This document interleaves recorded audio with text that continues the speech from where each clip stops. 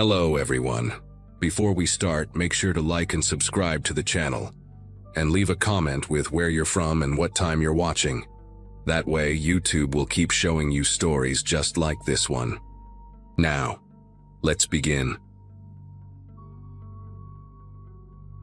I'd been working at the sporting goods store on Riverside Plaza for about 8 months, when everything went to hell that Saturday in October. It was one of those big chain stores where they sell everything from camping gear to exercise equipment, and I was just a part-timer trying to pay my way through community college. The job wasn't glamorous, but the pay was decent, and most of my coworkers were pretty chill, except for Nathan.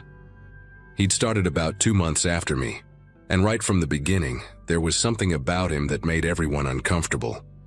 He was maybe 35, always wore the same faded blue polo shirt even on his days off when he'd randomly show up, and had this habit of talking to himself while he worked. Not just regular mumbling like when you're trying to remember something, but full conversations where he'd respond to things nobody else had said. The muttering got worse as time went on, and it was always the same theme. How the managers were out to get him, how they gave him the worst shifts, how they were trying to make him quit. Julie, our assistant manager, tried talking to him about it once, real gentle-like, asking if everything was okay at home, if he needed to adjust his schedule. But Nathan just stared at her with these empty gray eyes and said she was part of it too, that she was documenting everything to build a case against him. After that, Julie started scheduling herself on different shifts than Nathan, and I noticed other people doing the same. But I needed the hours, and Saturday was our busiest day with the best tips from helping customers load heavy equipment, so I kept working alongside him, keeping my distance but trying not to make it obvious. That particular Saturday started like any other October weekend. Parents buying soccer gear for their kids, hunters stocking up for deer season, the usual chaos. Nathan was assigned to the camping section while I handled athletic footwear, but our departments were close enough that I could hear his constant muttering from 3 aisles over. Around noon, the store was absolutely packed, and I was helping this mom find cleats for her twin boys when I heard Nathan's voice getting louder.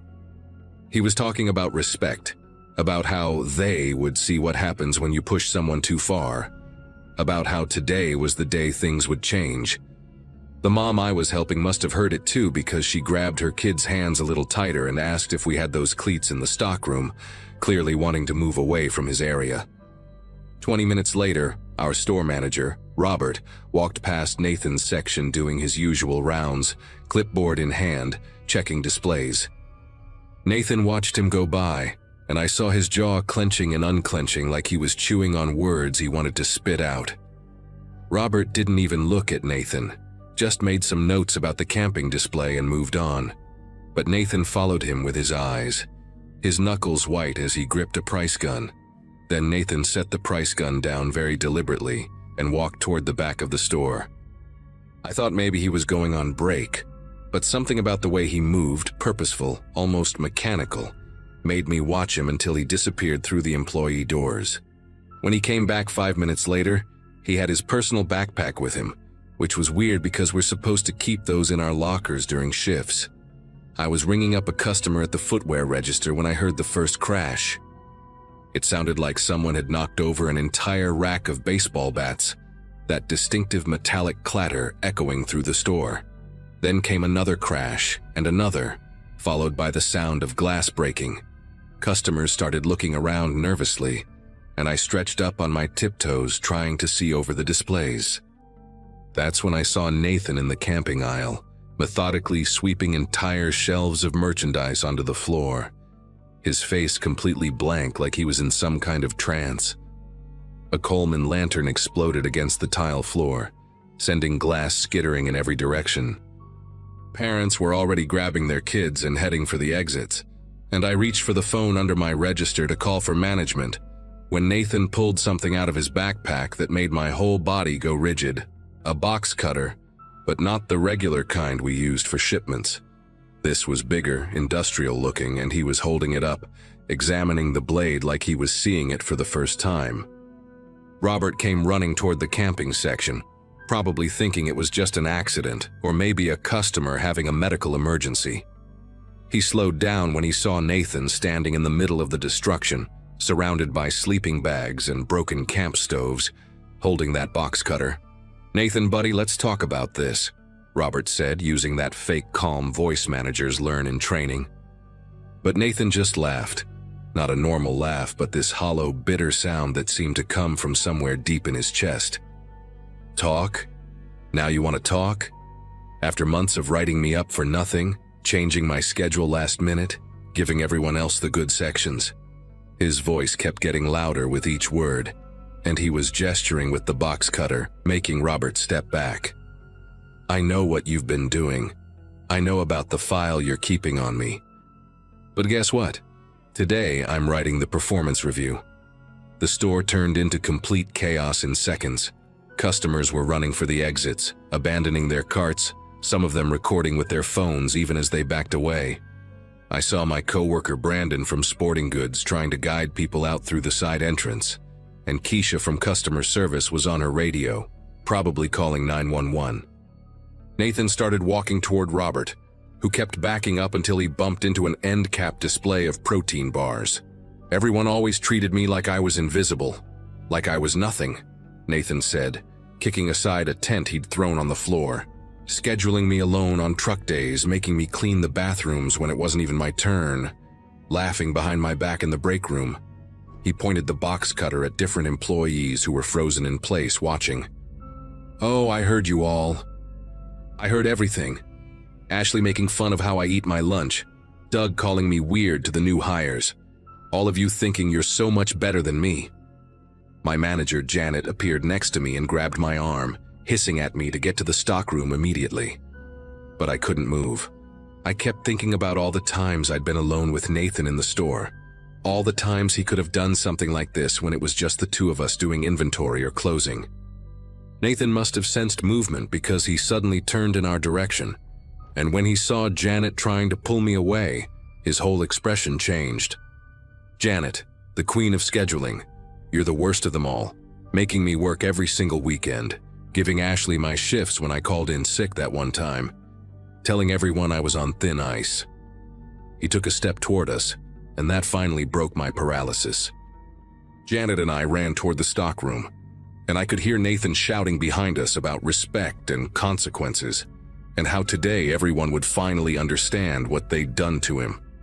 The stockroom was a maze of metal shelving units packed with inventory, and Janet led me deep into the back where we kept the overstock exercise equipment. We crouched behind a wall of treadmill boxes, and I realized I'd left my phone at the register. Janet had hers, but her fingers were trembling so badly she could barely unlock it. We could hear Nathan out in the store, crashing more displays, yelling at anyone who hadn't escaped yet. "Where's Janet?" he kept shouting. "Where's my wonderful manager who made my life hell?"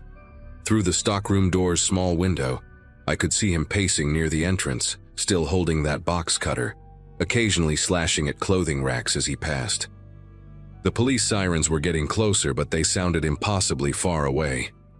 Janet was whispering into her phone with 911, telling them we were trapped in the back, that he was armed, that he was looking for us specifically. Then the stockroom door handle started to turn. Janet and I pressed ourselves against the treadmill boxes, trying not to breathe. The door opened slowly and I could hear Nathan's footsteps on the concrete floor.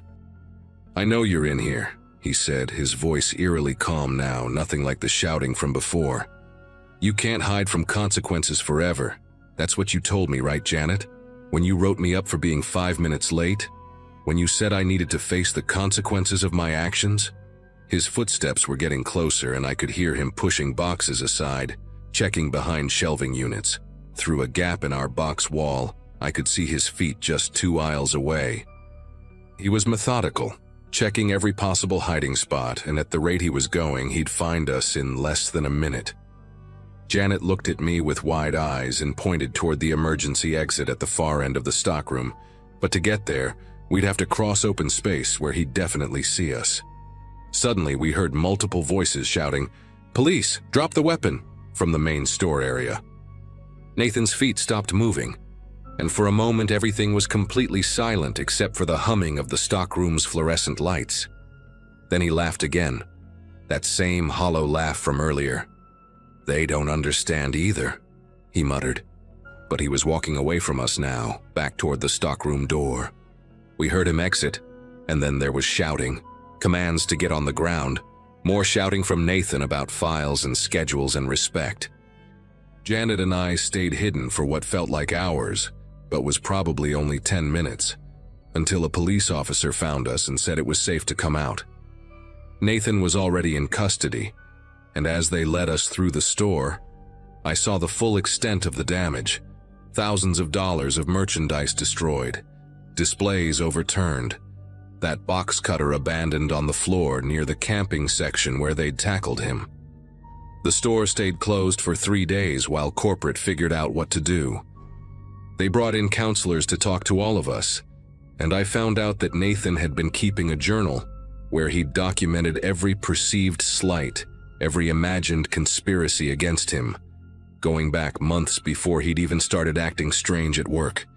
He'd been planning this for weeks apparently, waiting for a busy Saturday when he could make the biggest impact. I couldn't go back to work there. Every time I tried, I'd remember that blank look on his face as he destroyed everything, the way he'd hunted for us in the stockroom. I quit 2 weeks later and got a job at a coffee shop downtown. Janet transferred to a different store in another state. The sporting goods store reopened eventually, with new staff who had no idea what had happened there. Sometimes I drive past it, and it looks so normal from the outside, all bright lights and sale signs, and I think about how quickly a regular Saturday can turn into the worst day of your life.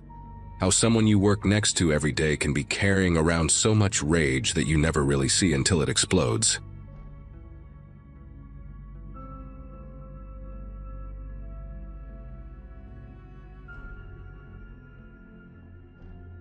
The auto shop sat on the outskirts of Birmingham, Alabama, squeezed between a laundromat and a pawn shop like an afterthought. 4 bays, faded blue paint peeling off concrete walls, and a sign out front that flickered whenever it rained. That was where I spent most of my days that summer. At 26, I'd been turning wrenches there for about 8 months, mostly oil changes and brake jobs, putting away every dollar I could toward maybe opening my own place someday. Frank, the owner, only showed his face when it was time to collect cash or complain about expenses, leaving just 3 of us to handle the actual work. There was Carl, an older guy who kept his head down and his mouth shut, myself, and Tommy, who'd started about 2 months before that Thursday night in August when everything went sideways. The humidity that day had been brutal, the kind that makes breathing feel like drowning and turns the asphalt into a shimmering mirage. Tommy had seemed normal enough when Frank first brought him on, maybe a bit rough around the edges, but nothing unusual for our line of work. He stood about 6'2", built like a linebacker gone to seed, with these thick forearms covered in old tattoos that looked like they'd been done in someone's kitchen with a sewing needle and India ink. His face told stories you didn't want to hear. Deep lines carved around bloodshot eyes, a nose that had been rearranged more than once, and a jaw that clenched and unclenched even when he was trying to relax. But what really made you notice Tommy were his hands. Massive, scarred things with knuckles like walnuts, permanently swollen and discolored from years of connecting with things they shouldn't have. First few weeks he'd actually been decent to work with, bringing gas station coffee for everyone in the mornings, cracking jokes that were only half mean. Then around week 3, something shifted in him like a gear slipping out of place, and he started showing up reeking of Jim Beam and Marlboros, talking to himself while he worked underneath the cars. The first real incident happened on a Tuesday morning when a socket wrench went flying past my head and punched a hole through the drywall. Tommy claimed his hand had slipped, but I'd watched him wind up and throw it after struggling with a rusted bolt for all of 5 minutes. Carl just kept working on his Honda like nothing had happened, but I could see his shoulders tense up every time Tommy walked by his bay after that. The next week, Tommy got into it with a customer about a bill, voices getting louder until he was screaming about respect and how nobody appreciated good work anymore. Frank had to come down and smooth things over, gave the customer a discount just to get him out of there. But Frank didn't fire Tommy, said good mechanics were hard to find, and maybe the guy was just going through something. We all go through something, right? That's what Frank said before he left us alone with Tommy again, who spent the rest of that day slamming cabinet doors and kicking toolboxes. By the 6th week, working with Tommy felt like being trapped in a cage with a rabid dog that hadn't bitten anyone yet. He'd show up later and later, sometimes not until noon, his work clothes looking like he'd slept in them, dried vomit on his steel-toed boots that he didn't bother to clean off. The smell coming off him was something else. Not just alcohol and cigarettes anymore, but this sour, rotting smell like meat left in the sun. He'd dropped at least 20 pounds, his face going from rough to skeletal, cheekbones jutting out like knife blades under gray skin. The worst part was watching him work on cars in that condition. His hands would shake so bad he'd drop bolts into engine bays, then spend 20 minutes fishing them out while cursing under his breath, in this continuous stream of threats against people who weren't even there. One afternoon I heard him having a full conversation with someone while working under a Chevy, but when I looked, he was alone under there, just arguing with the air about money someone owed him. That Thursday started off quiet, which should have been my first warning. Tommy hadn't shown up by lunch, and Carl and I were actually getting work done without having to dodge flying tools or listen to drunken rambling. Around 3 in the afternoon, a customer came to pick up their Ford, and I was finishing up the paperwork when Carl tapped me on the shoulder. He had this look on his face like he'd just watched someone die, and all he said was, "I'm leaving. Right now. You should too." Before I could ask why, he was already grabbing his jacket and heading for his truck. Through the bay door, I saw Tommy's beat-up Silverado pulling into the lot, driving crooked, clipping the corner of our dumpster with a sound like thunder. Carl peeled out of there so fast he left tire marks. The customer took one look at Tommy stumbling out of his truck, mumbled something about coming back tomorrow, and practically ran to their car. Tommy stood in the parking lot for a good minute, swaying like a tree in a storm, one hand pressed against his truck for balance while the other hung at his side holding something I couldn't quite make out. His shirt was torn across the chest, showing a fresh gash that was still bleeding, and his left eye was swollen shut, purple and yellow like a rotten plum. He kept touching his pocket, checking for something, then looking around the lot like he was expecting someone to jump out at him. When he finally started walking toward the shop, it was with this determined, purposeful stride that didn't match how drunk he obviously was. He came through the bay door and just stood there, backlit by the afternoon sun, and that's when I saw what was in his right hand. A Ruger revolver, the kind my grandfather used to keep in his nightstand, except this one was scratched up and wrapped with electrical tape around the grip. "Hey buddy," he said, his voice thick and slurred. "We need to have ourselves a conversation about respect." The bay door started rolling down behind him, and I realized he'd hit the button on his way in. That heavy metal door coming down sounded like a coffin lid closing, cutting off the afternoon light inch by inch until the shop's fluorescent bulbs were all we had. Tommy walked deeper into the shop, using the hood of a Camry to steady himself, leaving bloody handprints on the white paint. The gun stayed pointed mostly at the floor, but his finger was on the trigger, tapping it like he was keeping time to music only he could hear. "Where's Carl?" he asked, then laughed, this wet, choking sound. "Doesn't matter. Carl's a coward. Always was. But you're still here. That means something." He stopped about 10 feet from me, leaning against a tool cabinet, and I could see his whole body trembling, not from fear but from whatever cocktail of substances was fighting it out in his bloodstream. The smell hit me full force then. Whiskey, blood, sweat, and something chemical like he'd been huffing paint thinner. "Tommy," I said, trying to keep my voice steady while my brain screamed at me to run, but there was nowhere to go with that door down and him between me and the only exit. He tilted his head at me like a confused dog, then raised the gun, not quite pointing it at me but not pointing it away either, just holding it up like he was showing it off. $40, he said. That's all I needed. $40 to make things right. And Frank said no. Said I hadn't earned it yet. 8 weeks I've been here breaking my back and he can't front me $40. He slammed his free hand on the cabinet, and tools crashed to the floor. The sound echoed in the closed shop, bouncing off the concrete walls. But that's not even the real problem. The real problem is what I heard you all saying. Yeah, I heard it. Talking about me like I'm some kind of joke. Poor Tommy, drunk Tommy, crazy Tommy. His good eye was wild, darting around the shop like he was seeing things that weren't there. And maybe he was. He started pacing, dragging his feet in this shuffling walk, the gun swinging at his side. Every few steps he'd stop and stare at something. A wrench on the ground, an oil stain on the floor, the calendar on the wall with its bikini model still stuck on May even though it was August. My ex-wife. She used to look at me the same way you're looking at me right now, he said, and laughed that wet laugh again.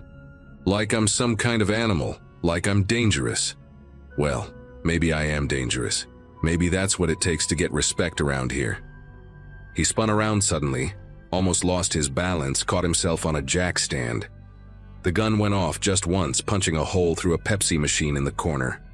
The sound in that enclosed space was incredible, like someone had set off a bomb inside my skull. My ears rang and I could see Tommy's mouth moving but couldn't hear what he was saying for a few seconds. When the ringing faded, he was laughing, staring at the Pepsi pooling on the floor. Didn't mean to do that, he said. Or maybe I did. Hard to tell anymore.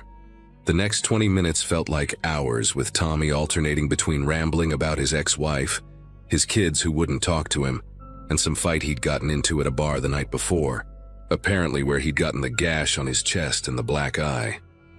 He made me sit on a milk crate near the back wall while he continued pacing, sometimes pointing the gun at me, sometimes at himself, sometimes just waving it around like he'd forgotten he was holding it. He went through this cycle where he'd get angry, screaming about respect and money and Frank, then get sad, almost crying about his kids, then get paranoid, accusing me of calling someone, of setting him up, of being part of some conspiracy with Frank to get him fired. The worst moments were when he'd go quiet, just staring at me with that one good eye, the gun perfectly still in his hand, like he was making a decision. During one of these silences, I heard sirens in the distance, and Tommy heard them too. His whole body went rigid, and he looked at me with this expression of pure betrayal. "You called them," he said, but it came out more like a question than an accusation. The sirens were getting louder, definitely heading our way, and I could see him putting it together in his head. Carl must have called after he left, or maybe the customer, or someone who heard the gunshot. Tommy backed toward the door controls, keeping the gun trained on me, his hand shaking worse now. "This ain't how it was supposed to go," he kept saying. "This ain't how it was supposed to go." The sirens were right outside now, and through the small window in the bay door, I could see red and blue lights painting the walls. Tommy looked at the door, then at me, then at the gun in his hand like he'd just remembered it was there. For a moment, I thought he was going to shoot me just to make a point, or maybe shoot himself to avoid what was coming. Instead, he did something I'll never forget. He walked over to the workbench, set the gun down carefully like it was made of glass, and sat down on the floor with his back against the wall. "Tell them I didn't hurt nobody," he said, and started crying, these big gulping sobs that shook his whole body. "Tell them I just needed $40. The police came through the door about 30 seconds later, guns drawn, screaming commands, but Tommy just sat there with his hands on his head, sobbing. They cuffed him and dragged him out, and I watched through the window as they put him in the back of a squad car. The whole thing had lasted maybe 45 minutes from when he'd first walked in, but it had felt like a lifetime. I gave my statement to the police, called Frank to tell him what happened, then drove home and sat in my apartment until the sun came up, trying to process what had just happened. I never went back to that shop. Frank mailed me my last paycheck, and I heard later that he'd closed the place down. Couldn't find decent help anymore. About 6 months later, I saw in the paper that Tommy had been sentenced to 3 years for aggravated assault and unlawful imprisonment. The article mentioned he'd been struggling with methamphetamine addiction on top of the alcohol, which explained the chemical smell and the paranoia. I never found out if he got help inside, or if his kids ever talked to him again, or what happened to him after he got out. Sometimes I drive past where the shop used to be. It's a cell phone store now. And I think about that night, about how $40 and a broken man with a gun changed everything.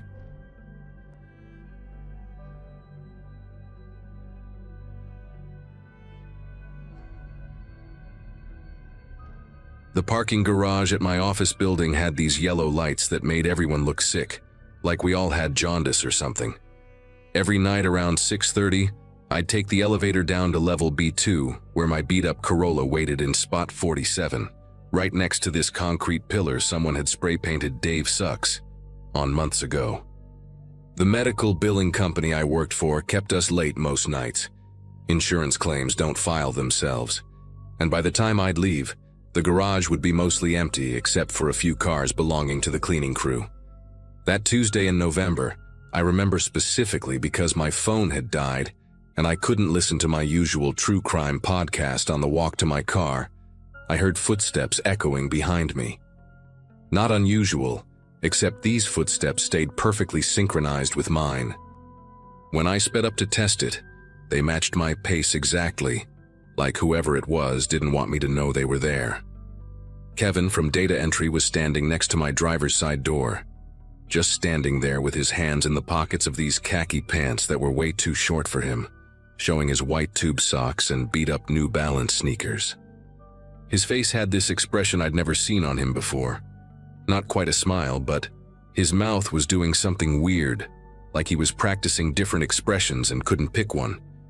He had this thermos in his hand, one of those old plaid ones from the 80s, and he was tapping it against his thigh in this rhythm that didn't match anything, just random taps.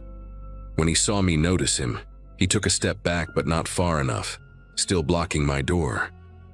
"Just wanted to make sure you got to your car safe," he said.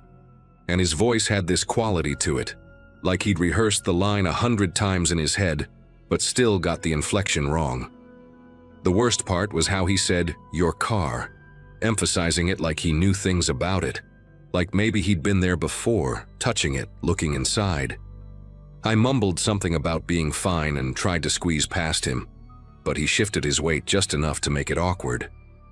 The thermos kept tapping, tap, tap, pause, tap, tap, tap, and up close I could smell his breath like stale coffee mixed with those butterscotch candies old people keep in glass bowls. "The security guard leaves at 6, he said, completely unprompted, like this was vital information I needed. "But I stay until 7 most nights, 7:15 sometimes. I've noticed you usually leave around 6:30. The way he rattled off these times made my chest tight. He'd been tracking me, keeping some kind of mental schedule. I finally pushed past him, keys already out, jabbing them between my fingers like my mom taught me. As I fumbled with the lock, he just stood there, that thermos still tapping, watching me struggle with the door handle that always stuck when it got cold. The next few nights I started varying my exit times, 6:15, 6:45, even stayed until 7:30 once just to throw him off. Didn't matter. Every single night there was Kevin, somewhere in that garage. Sometimes he'd be by the stairwell door, examining the fire extinguisher like it was fascinating. Other times he'd be 2 cars over, pretending to search for something in a car that definitely wasn't his. I knew he drove some old van because I'd seen him loading boxes of paper into it once during lunch. He never approached me directly again, but he was always there, always watching with this blank expression like he was waiting for something. Started taking different routes through the garage too, going up to B1 and walking back down, cutting through the reserve spots even though it added 5 minutes. Didn't help. He'd materialize somewhere along my path like he had the whole place mapped out, like he knew every possible route I could take. After about a week of this garage cat-and-mouse game, I decided to start taking the bus instead. My apartment was only 4 miles away, and the number 19 stopped right outside our building every 20 minutes. Told myself it was about saving gas money, even bought a monthly pass to make it feel like a financial decision, rather than fear. That first Monday taking the bus, I felt this huge relief washing over me as we pulled away from the curb, and I didn't see Kevin anywhere. The bus was mostly empty that time of evening. Just me, some teenager with massive headphones, and this elderly woman knitting what looked like the world's longest scarf. I actually relaxed for the first time in days, watching the city blocks roll by through the scratched-up windows. Got off at Cedar Avenue, walked the 3 blocks to my apartment, and even stopped at the corner bodega for milk without constantly checking behind me. Tuesday evening, same routine, stayed at my desk until 6:40, walked straight past the elevator to the parking garage and headed for the bus stop instead.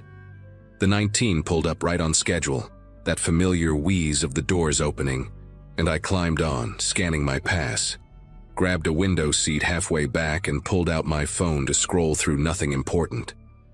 2 stops later, at Riverside and 3rd, I glanced up and there was Kevin, settling into a seat 4 rows behind me. He had that same plaid thermos, holding it on his lap with both hands like it was precious. He wasn't even trying to hide that he was staring directly at me through the gap between the seats. When our eyes met in the window reflection, he didn't look away. Instead, he lifted the thermos slightly like some kind of twisted toast and took a slow sip without breaking eye contact. The next 3 stops felt like hours. Every time someone got on or off, I hoped Kevin would suddenly remember he needed to be somewhere else, but he just sat there, occasionally taking these tiny sips from his thermos. At Monroe Street, I made a split-second decision and jumped up, rushing for the back door just as it was closing. Managed to squeeze through, heard the driver yell something, but I was already on the sidewalk, walking fast in the opposite direction the bus was heading. Cut through the pharmacy parking lot, ducked into the laundromat, and watched through the steamy window as the bus disappeared down the street. Waited 15 minutes, then called an Uber from a fake pickup location 3 blocks away, making the driver circle around before taking me home. Cost me $18 but felt worth it. When I finally got to my apartment, I deadbolted the door and shoved a chair under the handle, something I hadn't done since my first week living alone. Wednesday morning, I went to HR. Brenda from Human Resources had this office decorated entirely with motivational posters and succulent plants that were definitely fake, but she watered them anyway. Tried to explain the situation without sounding paranoid. Kevin was following me, showing up wherever I went, making me uncomfortable. She did this thing with her face where she was trying to look concerned, but I could tell she was already mentally filing this under office drama, not my problem. Asked me if Kevin had threatened me, if he'd touched me, if he'd said anything explicitly inappropriate. When I said no to all of that, she suggested maybe he was just socially awkward. Maybe he had a crush and didn't know how to express it properly. Some people just don't understand boundaries, she said, like that made it okay. She promised to have a gentle conversation with him about professional distance. That afternoon, Kevin didn't come back from lunch. His desk stayed empty, computer screen dark, that lighthouse calendar still stuck on January 2015. For 2 days, no Kevin. Started to think maybe HR actually did something right, maybe he'd been transferred or decided to quit rather than deal with the embarrassment. I went back to driving my car, even parked in my old spot 47 next to the Dave Sucks pillar.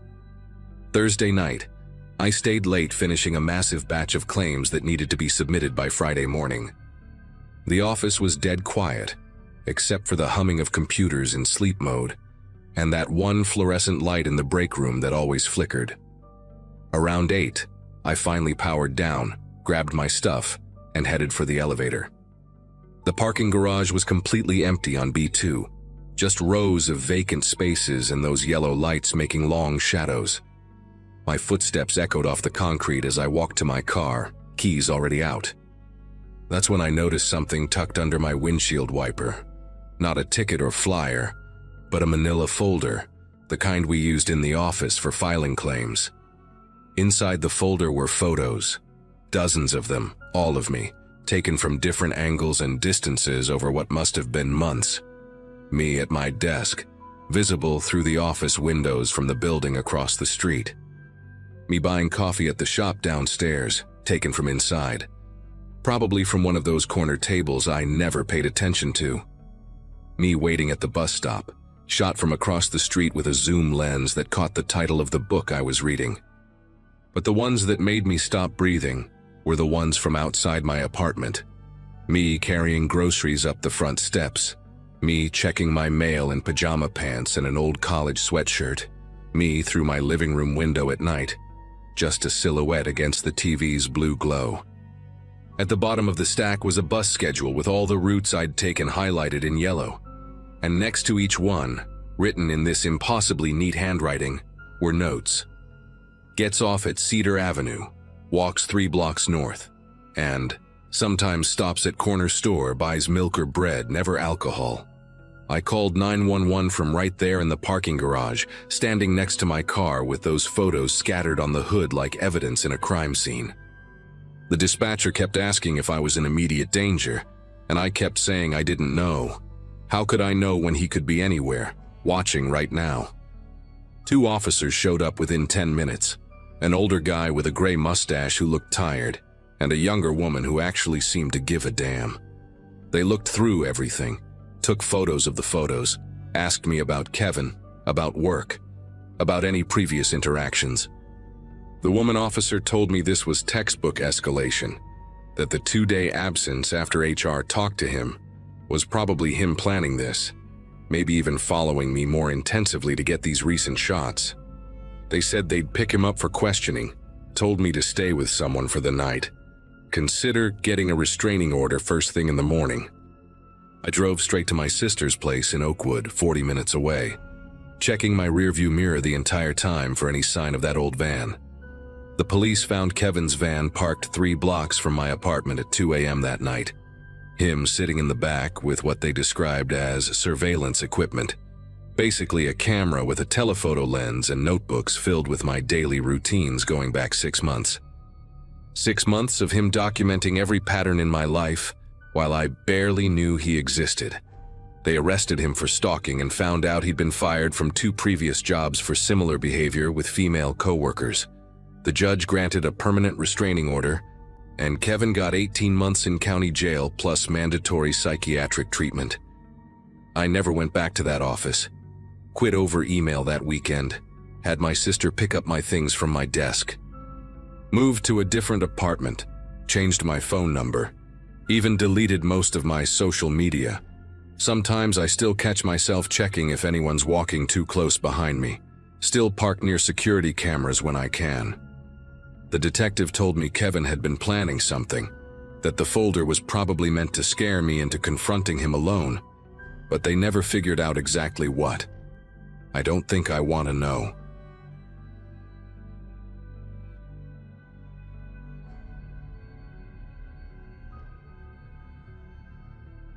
I've been driving deliveries for about 5 years now, mostly around the suburbs of Phoenix, Arizona.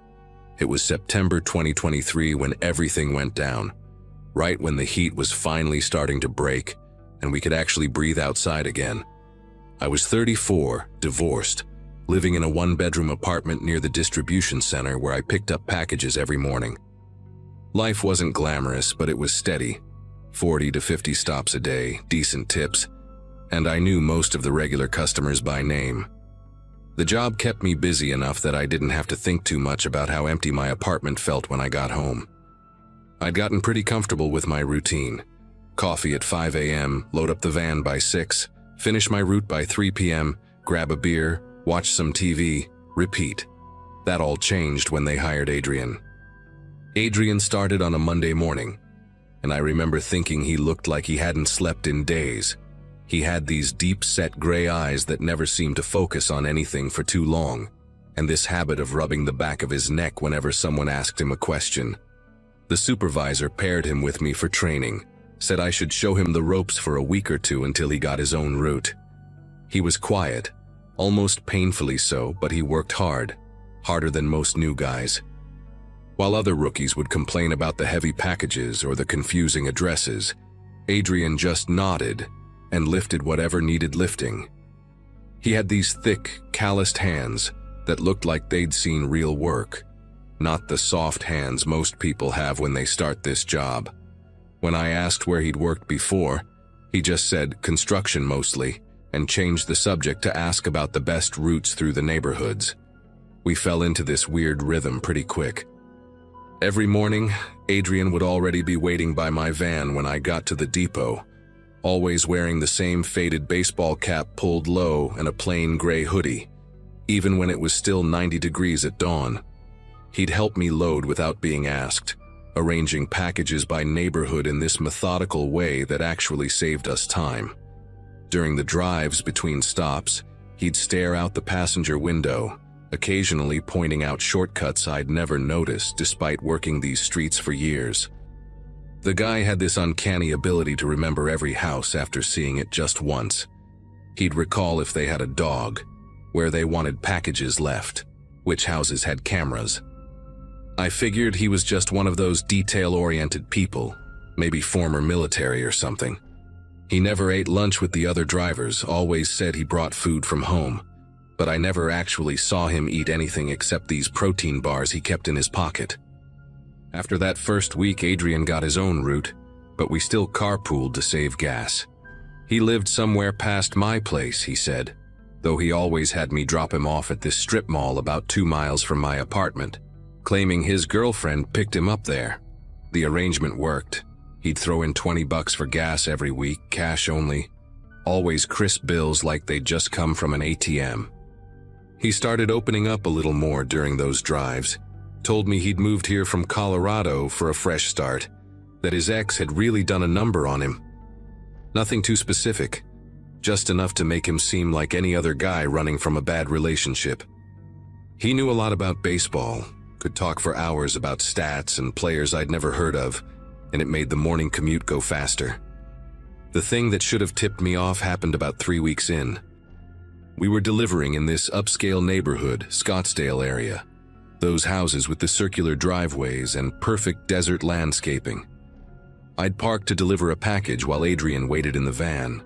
When I came back, he was slouched down in his seat, cap covering his face like he was sleeping. But I caught him watching this house across the street through the side mirror, really studying it. When I asked if he was all right, he straightened up real quick and said he thought he saw someone he knew from Colorado. Didn't want the awkwardness. Made sense at the time. People run into their past all the time in Phoenix. It's where everyone comes to reinvent themselves. He was extra quiet the rest of that day, kept checking his phone, which was weird because I'd never seen him use it before. The phone itself was one of those cheap prepaid ones, not a smartphone like everyone else has. What really got under my skin was how he knew things about houses we'd never delivered to. We'd drive past a place and he'd mention something like, they'd just installed that new fence last month, or that family's usually gone on Wednesdays. When I'd ask how he knew, he'd brush it off, say he must have covered that area with another driver, or maybe he was thinking of a different street. He had this way of making you doubt your own memory, like maybe you were the one misremembering things. But I started paying attention after that. He'd get antsy around certain intersections, always suggesting we take different routes when we got near the wealthy subdivisions on the east side. Said traffic was better his way, and usually he was right. But it felt deliberate, calculated, like he had a mental map of places to avoid. 6 weeks after Adrian started, I was sitting in my living room after work, half watching the local news while scrolling through my phone. They were doing this segment about a string of home invasions that had been happening over the past few months, mostly in Scottsdale and Paradise Valley, the exact areas Adrian always wanted to avoid. The reporter was talking about how the robberies were coordinated, happening when families were guaranteed to be out, like the thief knew their schedules. Then they showed the surveillance footage. It was grainy, black and white, but the guy moved exactly like Adrian. That same purposeful walk, shoulders slightly hunched forward, the way he turned his head to scan surroundings. But it wasn't until they showed a clearer image from a doorbell camera that my whole body went rigid. Even with a bandana covering the lower half of his face, those gray eyes were unmistakable. The same eyes that sat 2 feet from me every single morning in my delivery van. I must have rewound that news segment 15 times, comparing every detail. The height was right, the build was right, even the way he held his hands when he walked matched perfectly. The reporter said the suspect was considered armed and dangerous, linked to at least 12 robberies where he'd stolen cash, jewelry, and electronics worth over $200,000. In one case, a homeowner had come back early, and the suspect had beaten him so badly he spent 3 days in the ICU. They mentioned the FBI was now involved because the crimes crossed state lines. Apparently, similar robberies with the same MO had happened in Colorado before stopping abruptly 4 months ago, right around the time Adrian said he'd moved to Phoenix. I sat there in my dark apartment realizing I'd been driving around with this guy for 6 weeks, that he knew where I lived, that tomorrow morning he'd be standing by my van like nothing was wrong. I didn't sleep that night. Every scenario played through my head. Calling the cops right away, confronting Adrian, just not showing up to work. But what if I was wrong? What if it was just some horrible coincidence? And even if I was right, this guy knew my routine, knew my address, had been in my van dozens of times. Around 3 a.m., I decided I'd act normal, go to work, and call the police once I was safely away from him. My phone was fully charged. I had the FBI tip line number saved, and I'd even written down all the suspicious things I'd noticed about him in case my mind went blank. When my alarm went off at 5, I was already dressed, had been for an hour. The drive to work felt surreal, like I was watching myself from outside my body. Every red light made me want to turn around, but I kept going, telling myself I just needed to get through one more morning. Then I'd never have to see him again. Adrian was already there when I pulled into the depot, same spot as always, leaning against the wall near where I usually parked. But something was different. He wasn't wearing his usual gray hoodie. Instead, he had on a black jacket I'd never seen before, and he kept his hands in the pockets. When he saw me, he pushed off the wall and walked over, but instead of his usual half-hearted morning greeting, he looked me straight in the eyes and said, "We need to talk." His voice was different too, lower, more controlled. He suggested we sit in my van for a minute before clocking in, said he had something important to tell me. Every instinct screamed at me to run, but he was standing between me and the depot entrance where other drivers were gathering. So I unlocked the van, and we both climbed in, him in the passenger seat where he'd sat every day for 6 weeks. Except this time I was acutely aware of how easily he could reach me if he wanted to. Adrian sat there for what felt like forever, but was probably only 10 seconds, staring through the windshield at the depot. Then he turned to me and said, "You watched the news last night." It wasn't a question. I started to deny it, but he held up his hand and continued. "I saw your van parked outside your apartment when I went by around midnight. Your TV was on, could see the news through your window." My mouth went completely dry. He'd been watching my apartment. He pulled his hands out of his pockets, empty thankfully, and rubbed his face like he was exhausted. "I'm not going to hurt you," he said, "but I need you to listen. Yes, that's me they're looking for. Yes, I did those things, but I'm done now, getting out today. There's a bus leaving at noon for Mexico and I'll be on it. I just needed one more normal morning to make sure nobody was watching me." He explained that he'd been casing houses during our delivery routes, using the job as cover to learn people's patterns. The stolen goods were already sold, money already moved. All he needed was to disappear quietly, and he'd specifically chosen to tell me because I'd been decent to him, hadn't asked too many questions. He reached into his jacket slowly, and I tensed up, but he just pulled out an envelope, thick with cash. "There's $8,000 here," he said, setting it on the dashboard. "For your silence until tomorrow. By then I'll be across the border and this becomes someone else's problem." He told me if I called the cops now, he had friends who knew where I lived, knew my routine, implied things would go badly for me. But if I waited just 24 hours, we'd never cross paths again. Then he did something that still gives me nightmares.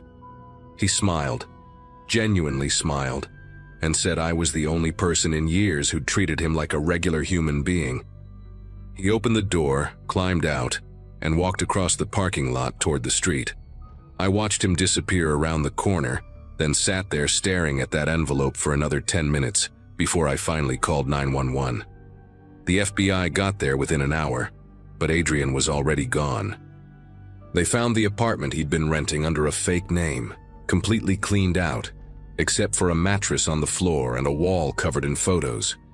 Houses from our delivery route, all marked with schedules and notes. They never caught him. That envelope is still in evidence, and sometimes I wonder if I should have just taken it and kept quiet. Either way, I quit the delivery job that same day and haven't been able to get into a vehicle with a stranger since.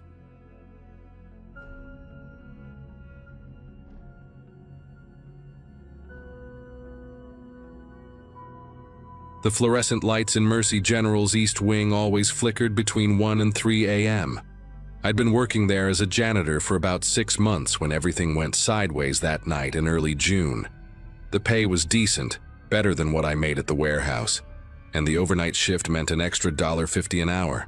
My name's Grace, 34 years old, divorced, raising 2 kids on my own. The night shift worked perfect for me. My sister watched the kids while they slept, and I could be home in time to get them ready for school. Hospitals at night have their own rhythm, this steady pulse of beeping machines, whispering nurses, and the occasional code blue that sends everyone running. My supervisor, Gloria, had paired me with this guy named Victor when I first started. He'd been there for maybe 3 years, knew every corner of that massive building like the veins on his own hands. Victor was the kind of person you'd forget was in the room. Average height, brown hair that always looked damp, and these pale gray eyes that never quite met yours when he talked. The first few months were normal enough. We'd split up the floors, meet for our break in the basement cafeteria around 2 a.m., share stories about the weird stuff we'd seen. Hospitals collect strange people at night, grieving families, drunk patients, doctors running on their 5th cup of coffee. But Victor himself started becoming the strangest part of my shifts. I began noticing things about him that didn't add up. He'd disappear for 20-30 minutes at a time, always with some excuse about checking supply closets or helping maintenance. When we worked the same floor, I'd catch glimpses of him slipping into areas we weren't supposed to clean. The records room, the pharmacy storage, places that required keycards we didn't have. The way he moved bothered me too. Everyone else's shoes squeaked on those polished floors, but Victor glided through the hallways like smoke. What really got me thinking was the camera thing. Every hospital has security cameras everywhere. In the hallways, near the elevators, by the nurse stations.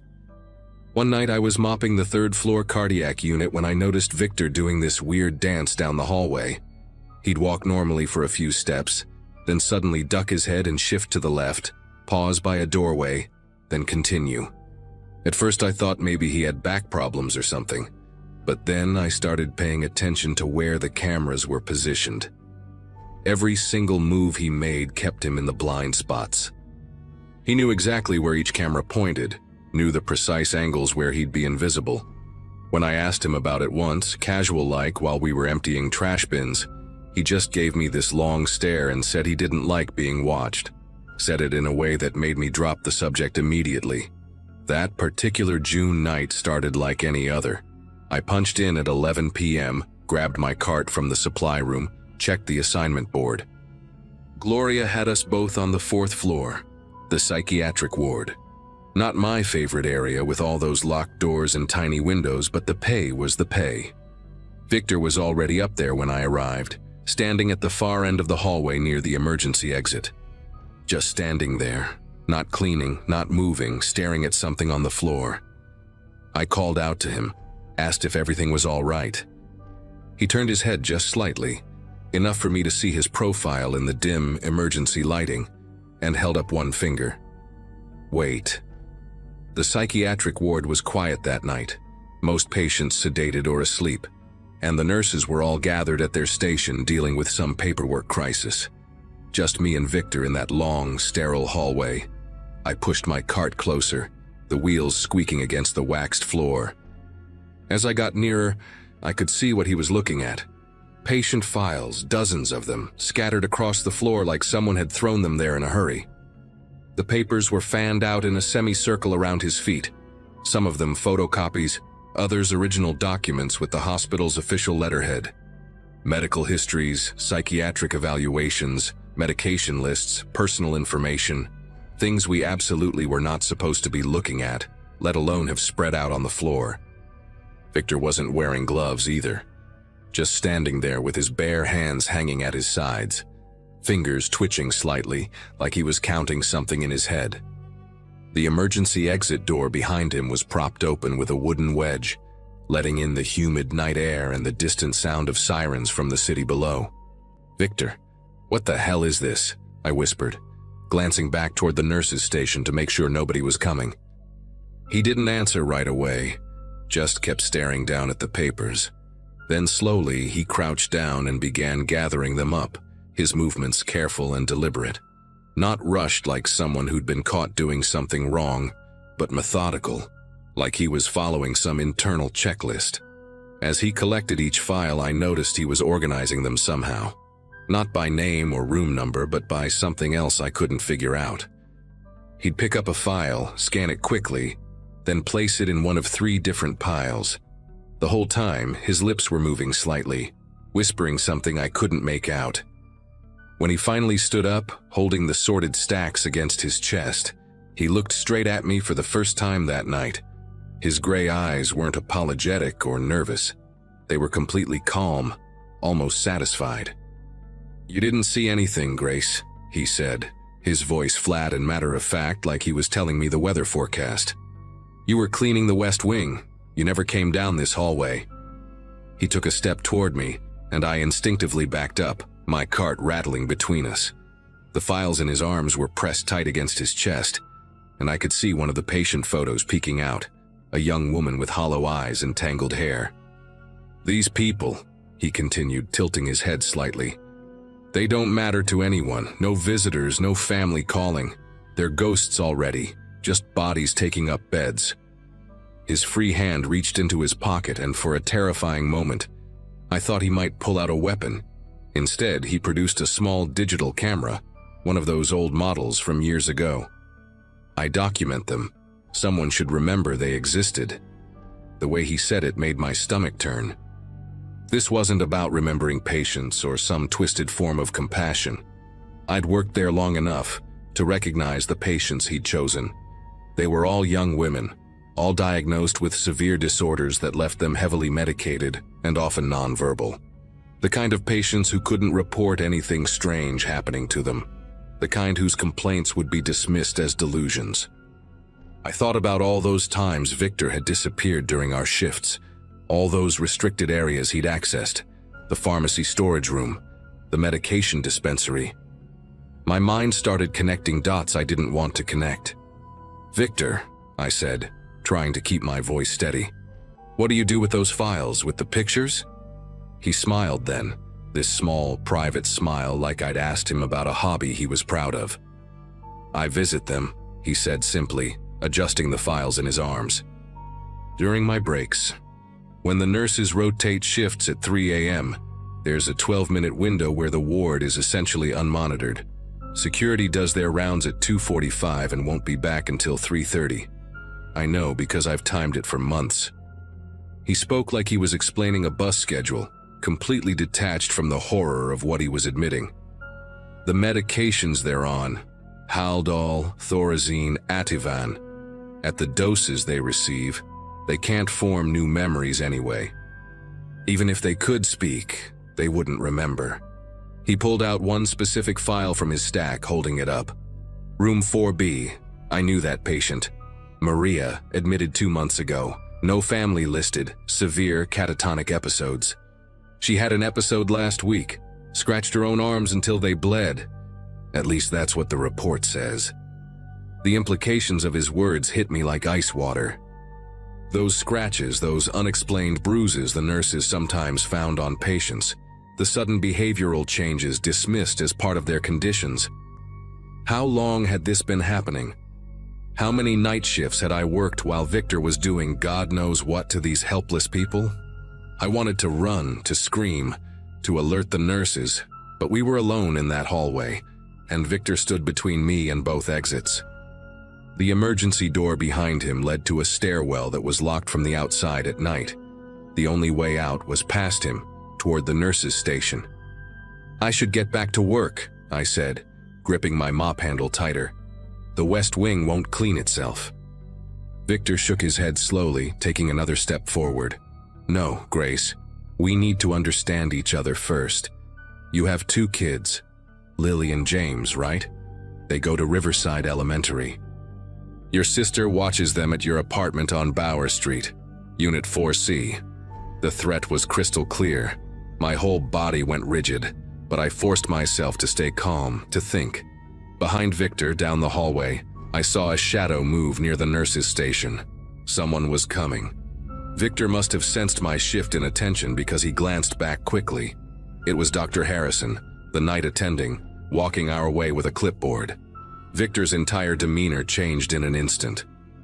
He tucked the files under his arm casually, pulled his cleaning supplies from his cart, and turned to me with a completely different expression. Tired, friendly, normal. "Hey Grace, can you help me with the supply closet inventory when you're done?" he said loudly enough for Dr. Harrison to hear. The doctor passed us with barely a glance, heading toward the locked ward at the far end. As soon as he was out of earshot, Victor's face returned to that cold, calculating expression. "You're smart, Grace. Smart enough to know that nobody would believe you anyway. A janitor accusing another janitor with no proof, just your word against mine. I've been here 3 years. Perfect record. I help the nurses, volunteer for extra shifts, never complain." He was right, and that was the worst part. Who would believe me? Victor had built himself the perfect cover over the years. The helpful, quiet janitor who knew the hospital inside and out. Meanwhile, I was the new one. The single mom desperate for work. The one who'd had that dispute with Gloria last month about my schedule. But I couldn't let him continue hurting those patients. As he walked past me toward the supply closet, still carrying those files, I made a decision. I waited until he was inside, then quickly walked to the nurses' station. The head nurse, Pamela, was there finishing paperwork. I told her there'd been a water leak in the supply closet, that we needed maintenance immediately. She called them without question. Then I went to the bathroom and used my phone to take photos of everything I could remember. The times Victor had mentioned, the room numbers, Maria in 4B. I texted them to my sister with a message. "If anything happens to me, send these to the police." When maintenance arrived, they found Victor in the supply closet with the patient files. He tried to explain them away, said he'd found them in the hallway and was storing them safely until he could return them. But maintenance had to follow protocol. Any breach of patient confidentiality meant calling security and the night administrator. While they questioned Victor, I went to check on Maria in room 4B. She was awake, staring at the ceiling, her arms bandaged from those self-inflicted scratches. I couldn't be sure, but when I whispered that she was safe now, that someone was watching out for her, I swear I saw tears roll down her cheeks. Security reviewed the camera footage from the past week. Victor had been careful, but not perfect. They found glimpses of him entering patient rooms during those unmonitored windows he'd mentioned. They found him accessing the medication storage with a key card he'd somehow duplicated. The police arrested him that morning as our shift ended. The investigation that followed revealed the full extent of what Victor had been doing. They found hundreds of photos on his home computer, detailed notes about each patient's medication schedules, and evidence that he'd been selling some of the stolen medications. Several patients showed signs of abuse that had been previously attributed to their conditions. Maria and 4 other women were moved to a different facility where they could receive proper care and evaluation. As for me, I kept working at Mercy General for another month, but I couldn't shake what had happened. Every shadow in those hallways reminded me of Victor. Every quiet moment made me wonder who else might be hiding in plain sight. I eventually found a day job at a clinic across town. Less money, but worth it for the peace of mind. Gloria called me a few weeks ago to tell me Victor had taken a plea deal, 15 years with mandatory psychiatric treatment. She also told me that 3 other hospitals in the state had opened investigations into similar incidents during the years Victor had worked there before Mercy General. I still think about those patients sometimes, especially Maria, hoping they've found some measure of healing. And every time I meet someone new, someone quiet and helpful who seems to know just a little too much, I remember that night and trust my instincts.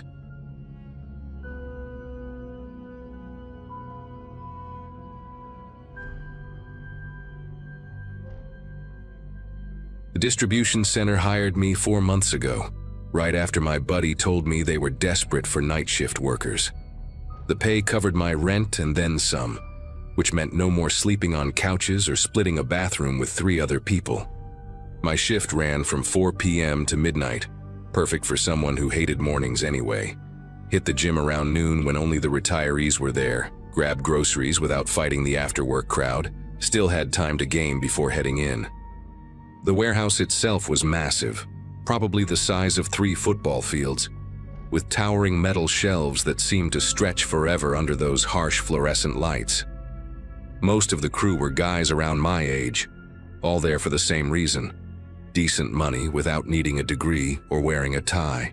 There were maybe 6 or 7 women scattered across different departments, and that's how Diane ended up in my orbit, though calling it that makes it sound like I noticed her first. Diane worked inventory control, which meant she was constantly roaming the warehouse floor with her tablet, scanning barcodes and updating counts. She had this distinctive auburn hair that caught the light in strange ways, sometimes copper, sometimes almost rust-colored, and these oversized tortoiseshell glasses that made her eyes look bigger than they probably were. Early 30s maybe, hard to tell exactly. She moved through the aisles with this calculated precision, like she was memorizing every box placement, every shelf number. During breaks, she'd claim the same spot every single time, corner table near the vending machines, facing the entrance. Her lunch routine never varied. Turkey sandwich cut into perfect triangles, apple sliced into exactly 8 pieces arranged in a circle on her napkin, and a bottle of orange juice she'd shake precisely 3 times before cracking it open. These details didn't seem important until later, until I had reason to notice patterns everywhere. The first time I saw her outside of work was at my gym, Fitness Zone, about 6 weeks into the job. Middle of a bench press set when I caught that rust-colored hair in the mirror. She was on the treadmill directly behind me, walking at this steady, measured pace. Not running, not even speed walking, just this consistent rhythm while staring straight ahead. Still wearing those same glasses too, which seemed odd for working out.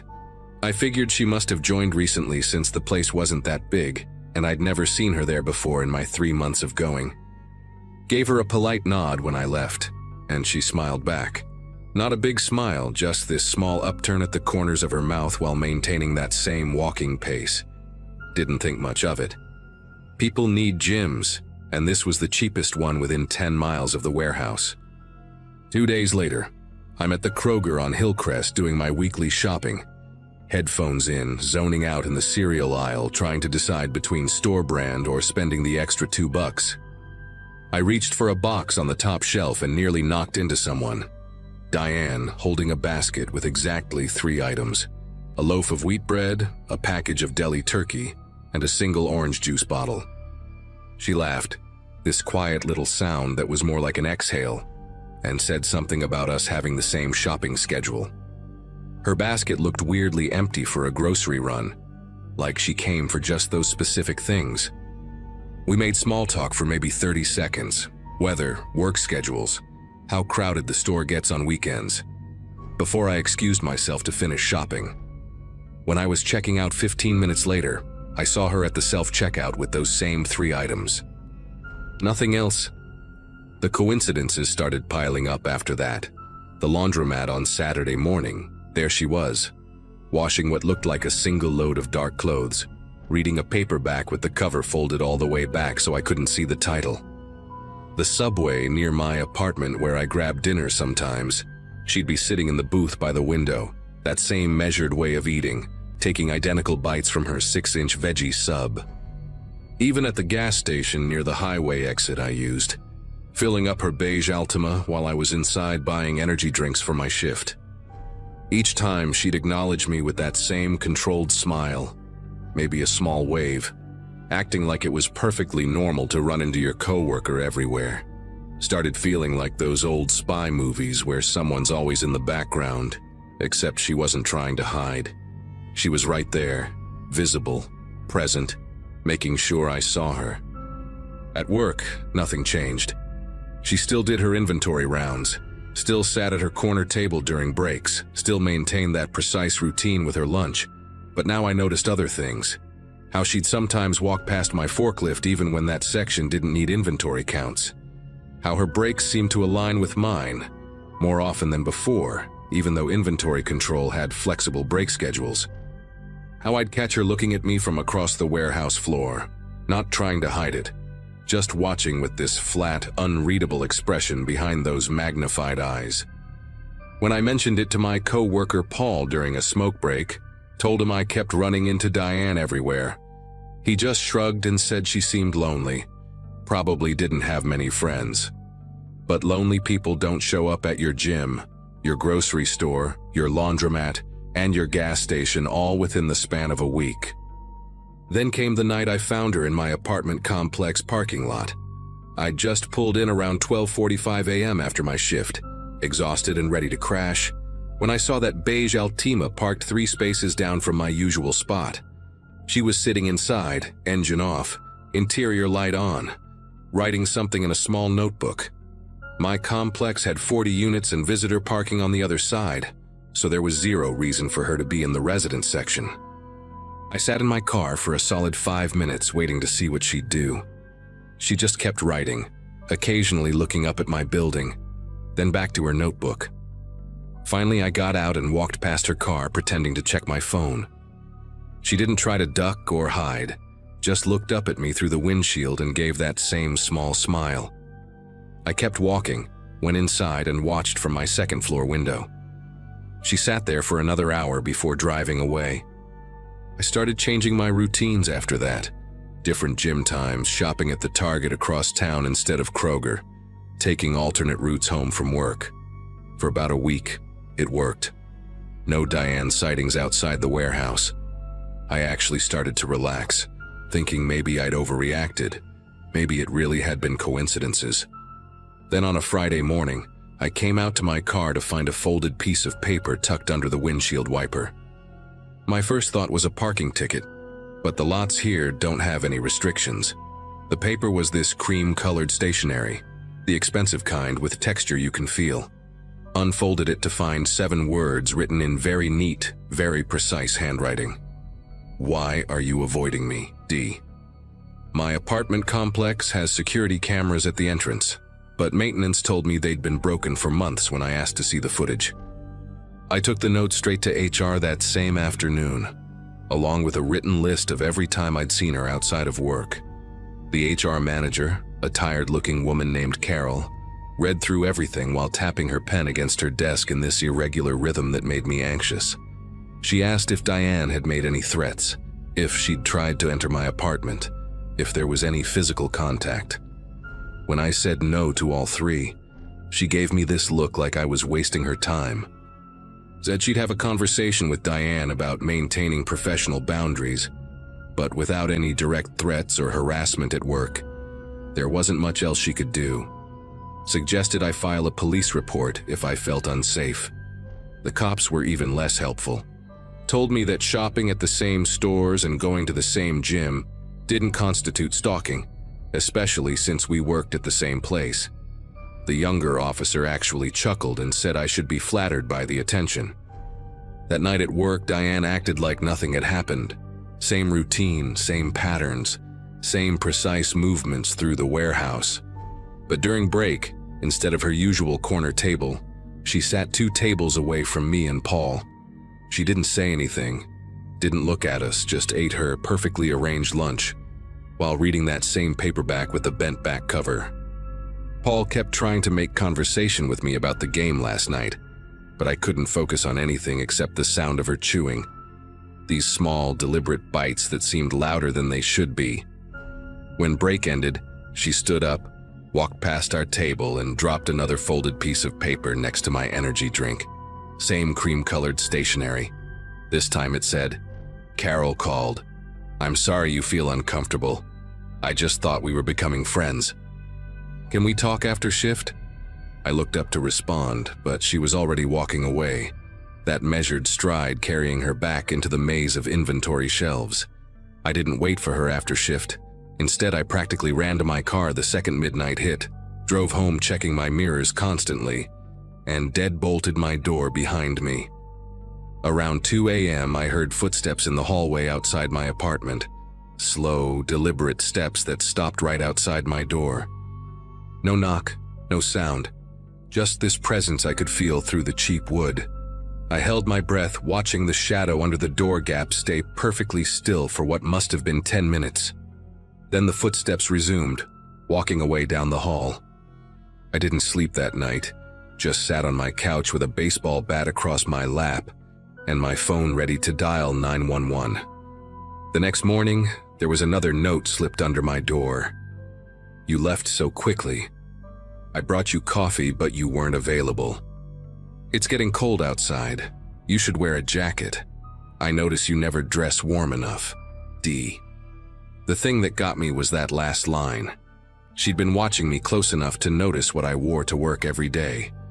I quit the warehouse job that Monday, didn't even give 2 weeks' notice. Told them family emergency and never went back. Moved in with my parents 2 towns over, changed my phone number, deleted all my social media. It's been 3 months now and I still check parking lots for beige Altimas. Still feel my chest tighten when I see auburn hair in a crowd. Last week my mom mentioned she'd met a nice woman at the grocery store who had just moved to the area. Said she worked in inventory control and asked if we knew anyone hiring. The woman had distinctive reddish hair and thick glasses, very polite, very precise in how she spoke. My mom gave her my dad's company information before I could stop her. "I'm looking at apartments in another state now, somewhere far from here. Sometimes being paranoid isn't paranoid at all. Sometimes someone really is watching you, learning your patterns, writing them down in neat handwriting while sitting 3 spaces away from where you park every night."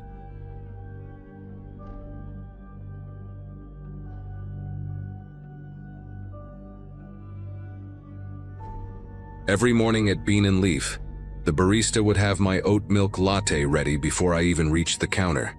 That's how predictable my routine had become after 2 years at the law firm. Same coffee shop, same drink, same booth by the window where I'd review case files before heading to the office. The place was tiny, maybe 8 tables total, walls covered in local art that changed every month, and it had this worn wooden floor that creaked in all the right places. Most mornings I was alone except for the regulars. A guy who did crosswords in pen, a woman who brought her laptop and typed furiously for exactly 1 hour, and the owner's ancient beagle who slept by the door. But that morning in March, when I walked in and saw Stephen from the litigation department sitting in my booth, something in my chest tightened. He wasn't doing anything wrong, just sitting there with his phone and a black coffee, but seeing him in my space, my morning sanctuary, made me want to turn around and leave. Stephen had this way of existing that took up more room than his body actually occupied. He'd transferred from our downtown branch 6 months earlier, and while everyone else at the firm seemed to fade into the beige walls and gray carpeting, he somehow always stood out.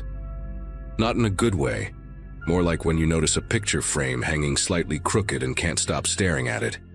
He wore these brown suits that made a swishing sound when he walked, always carried a leather messenger bag that looked older than me, and had this habit of humming under his breath, these tuneless little melodies that would get stuck in your head for hours. The litigation department was on the 3rd floor. I worked on the 5th handling real estate contracts, so for months our paths rarely crossed beyond the occasional elevator ride. But lately, he'd started appearing everywhere. At the printer when I needed copies, by the water cooler during my breaks, even at the sandwich shop across the street where I usually grabbed lunch. At first, I told myself it was coincidence. Chicago's a big city, but office workers tend to stick to the same spots, right? The coffee shop encounter could have been random, Maybe he lived nearby or had an early meeting. When he started commenting on my clothes, I tried to brush it off as awkward small talk. "That's a nice cardigan. Really brings out the green in your eyes," he'd said one day by the copy machine, standing close enough that I could smell the stale coffee on his breath mixed with something minty, probably gum he'd been chewing too long. Another time, while waiting for the elevator, "Those shoes look comfortable. I bet you walk a lot." "I walk too, especially in the mornings." Clears my head. Each comment came with this intense stare, like he was memorizing my face, and he'd lean forward slightly when he talked, closing the distance between us inch by inch until I'd have to step back or sideways to breathe properly. The pattern became impossible to ignore by the third week. He knew things, small things that made my scalp prickle. "Tough morning? You usually get here by 8, but it's almost 8:15, he'd mentioned on a day when my train had stalled. "Are you switching from salads to soup? Good choice, it's supposed to get cold later." He'd say these things casually, like we were friends who shared our daily schedules, but we'd never had a real conversation beyond those uncomfortable observations. My coworker Bethany, who sat in the cubicle next to mine and always had theories about everything, noticed it too. "That Steven guy asks about you a lot," she told me one afternoon while we were organizing discovery documents. "Yesterday he wanted to know if you were dating anyone, if you lived alone, what neighborhood you were in." I told him I didn't know, but he kept pushing, saying he wanted to recommend a good restaurant near you. That particular day started with him already at Bean and Leaf when I arrived at 7:15, earlier than my usual time, because I'd woken up anxious and couldn't fall back asleep. He was sitting in a different booth this time, one that faced the door, and when I walked in, he raised his coffee cup like we had planned to meet there. "Great minds think alike," he called out, loud enough that the barista looked up from the espresso machine. I grabbed my drink and left without sitting down, my appetite completely gone. The walk to the office usually took 12 minutes, but I took a longer route through the park, checking behind me every block or so. The morning was foggy, the kind where sounds carry weird and footsteps echo, and I kept thinking I heard that swishing sound his suit made. By the time I got to my desk, my shoulders ached from tension, and my coffee was cold. Around 11 a.m., I was deep in a purchase agreement when something made me look up. That feeling you get when someone's watching you. Steven was standing at the entrance to our floor's open office area, not moving, just standing there with his hands in his pockets. The 5th floor was restricted access. You needed a key card to get through the stairwell door, or elevator buttons wouldn't even work for this level without authorization. When our eyes met, he smiled and walked over, pulling a manila folder from under his arm. "Bethany asked me to bring this up," he said, placing it on my desk with deliberate slowness, his fingers lingering on the paper. But Bethany was sitting right there at her desk, clearly visible, typing away at her computer with her noise-canceling headphones on. "She didn't ask you to bring me anything," I said, trying to keep my voice steady. He tilted his head, that smile never wavering. Must have misunderstood. "Anyway, since I'm here, I was wondering if you'd like to grab dinner tonight. There's this new place that serves authentic Ethiopian food. Very intimate setting." I said no, firmly, and turned back to my computer screen, but he didn't leave. He stood there for another 30 seconds, maybe 40, just breathing and existing in my peripheral vision. When he finally walked away, Bethany pulled off her headphones and wheeled her chair over. "What was that about? How did he even get up here?" she whispered, glancing toward the door. I showed her the folder. It was empty except for a single blank sheet of paper. We reported it to HR that afternoon, sitting in their sterile white office while I explained the pattern of behavior, the showing up everywhere, the comments, the unauthorized access to our floor. The HR manager, a woman named Dottie who always wore pearls and spoke in this measured, careful tone, took notes and said they'd have a conversation with him about professional boundaries. "We'll document everything, but unless there's a direct threat or physical contact, our options are limited," she explained, sliding a pamphlet about workplace harassment across the desk. The conversation HR had with Steven must have happened the next morning because by lunch, his entire demeanor had changed. Gone was the trying too hard friendliness, replaced with something darker. He'd pass me in the hallway and mutter things just loud enough for me to hear. Some people can't take a compliment, or paranoid much. He started taking the stairs right behind me, close enough that I could hear his breathing, feel the vibration of his steps. Once in the parking garage, I found him leaning against my car, examining his phone. When I stopped walking, keys already between my fingers, he looked up with mock surprise. "Oh, is this yours? I was just waiting for my Uber." The reception's better here. The nearest Uber pickup spot was by the main entrance, nowhere near where employees parked. But what could I prove? That he was standing near my car? That he took the same stairs? Everything existed in this gray area of plausible deniability. Then came the Wednesday that changed everything. I'd taken a half day to deal with a plumbing issue in my apartment. The super was supposed to arrive between noon and 4, the usual window that meant waiting around forever. My building was one of those converted 6 flats where you could hear every footstep from the unit above, smell what your neighbors were cooking for dinner, and the radiators clanged like someone was hitting them with a wrench all winter.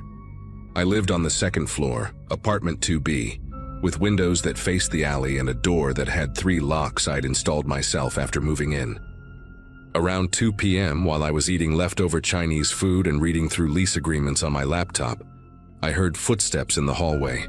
Not unusual, except they stopped right outside my door. No knock, no doorbell, just silence. Through the peephole, I saw nothing. Whoever it was stood just outside the field of view. After maybe 2 minutes, the footsteps retreated, and I heard the building's front door slam shut.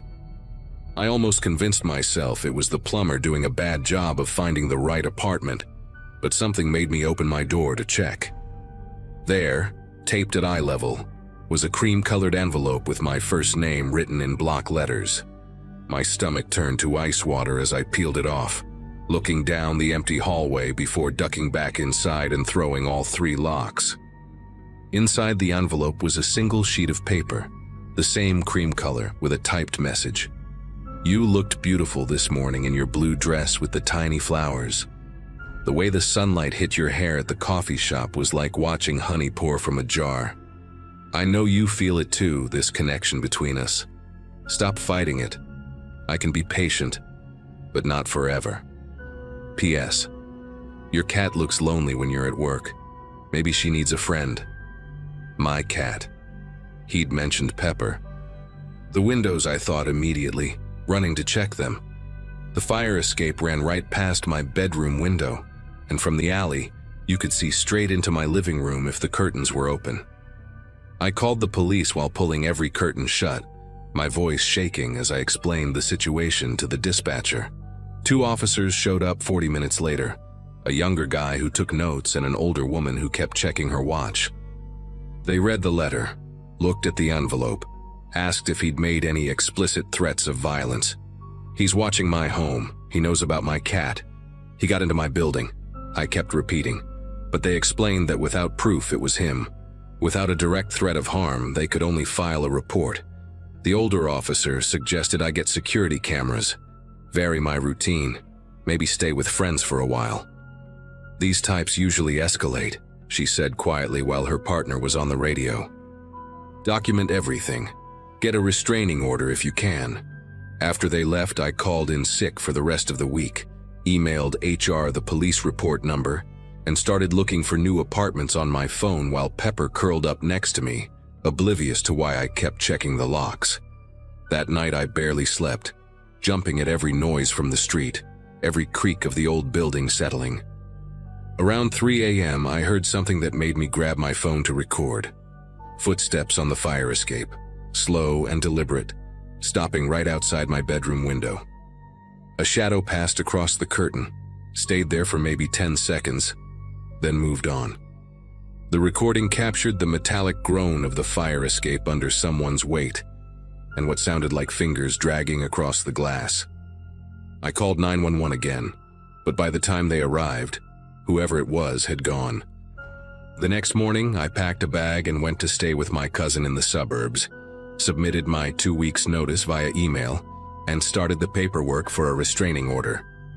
The law firm tried to convince me to stay, offered to transfer Stephen to another branch, but I was done.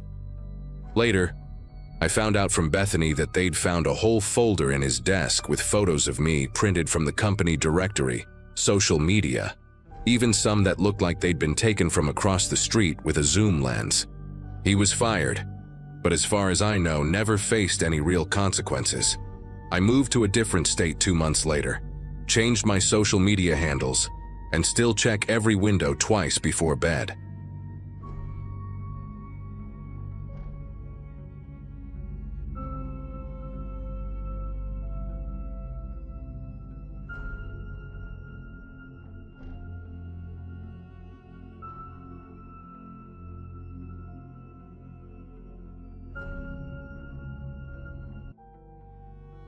Hello everyone.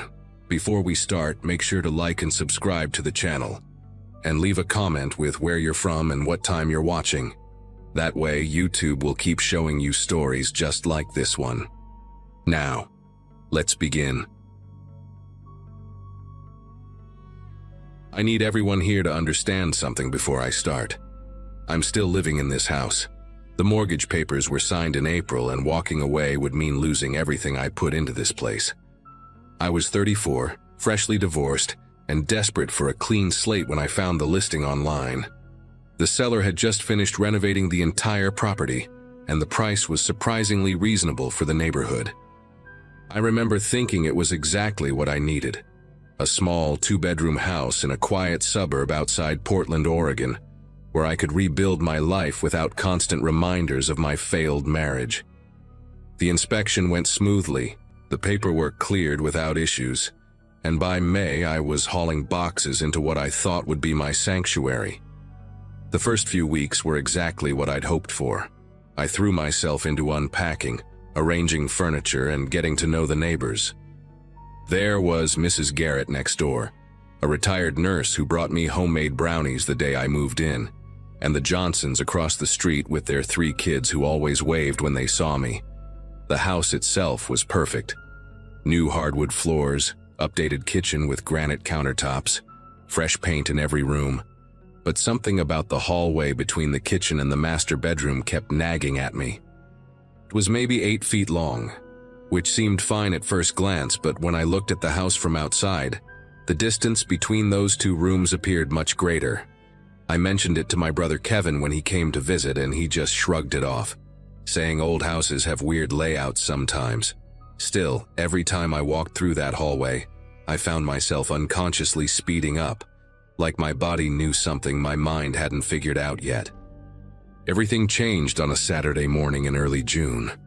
I'd been having trouble with one of the outlets in that hallway. It kept sparking whenever I tried to plug in the vacuum cleaner. Rather than call an electrician for something so minor, I decided to fix it myself. I'd done basic electrical work before, helping my dad renovate rental properties when I was younger. After shutting off the breaker, I unscrewed the outlet plate and pulled the socket forward. That's when I heard it, a hollow echo when my screwdriver accidentally tapped against the wall behind. Not the solid thud you expect from drywall against studs, but an empty, almost metallic reverberation. I knocked on the wall with my knuckles, moving along the surface, and the hollow sound extended for at least 3 feet in both directions from the outlet. My first thought was, maybe it was just poor construction. Perhaps the contractors had left too much space between the walls during the renovation. But the more I examined it, the stranger it became. I grabbed a flashlight and shined it through the gap where the outlet had been, and I could see that behind the drywall, there was definitely empty space. Not just a few inches, but what looked like feet of darkness extending beyond what my light could reach. I went outside and walked the perimeter of the house, counting my steps, trying to match the exterior dimensions with what I knew of the interior layout. The math didn't add up. There should have been at least 6 more feet of space somewhere in that hallway area.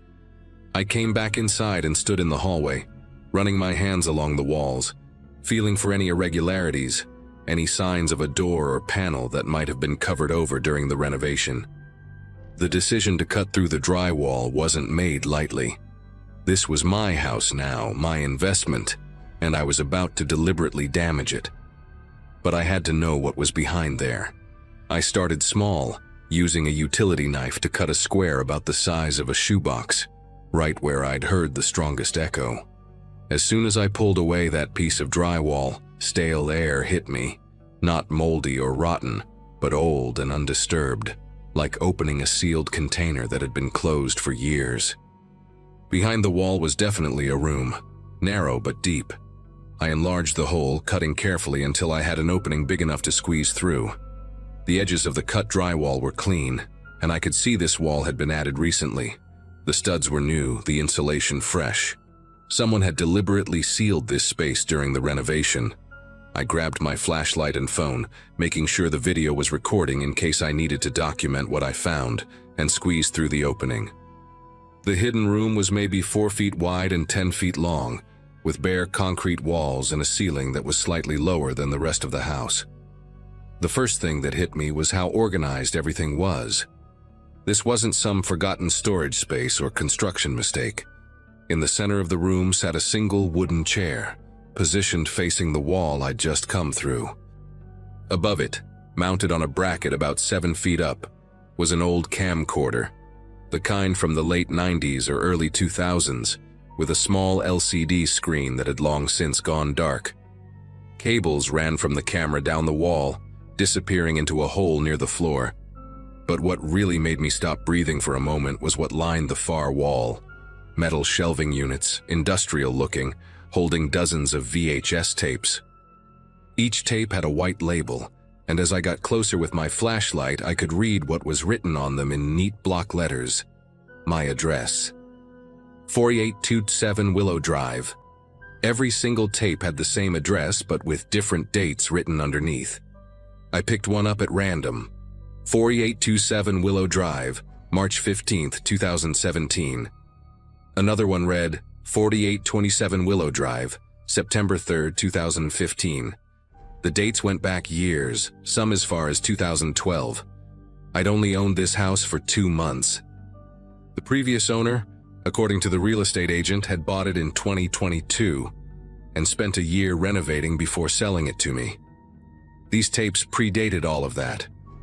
I grabbed several tapes, my mind racing with possibilities. Were these surveillance recordings? Had someone been watching the previous residents?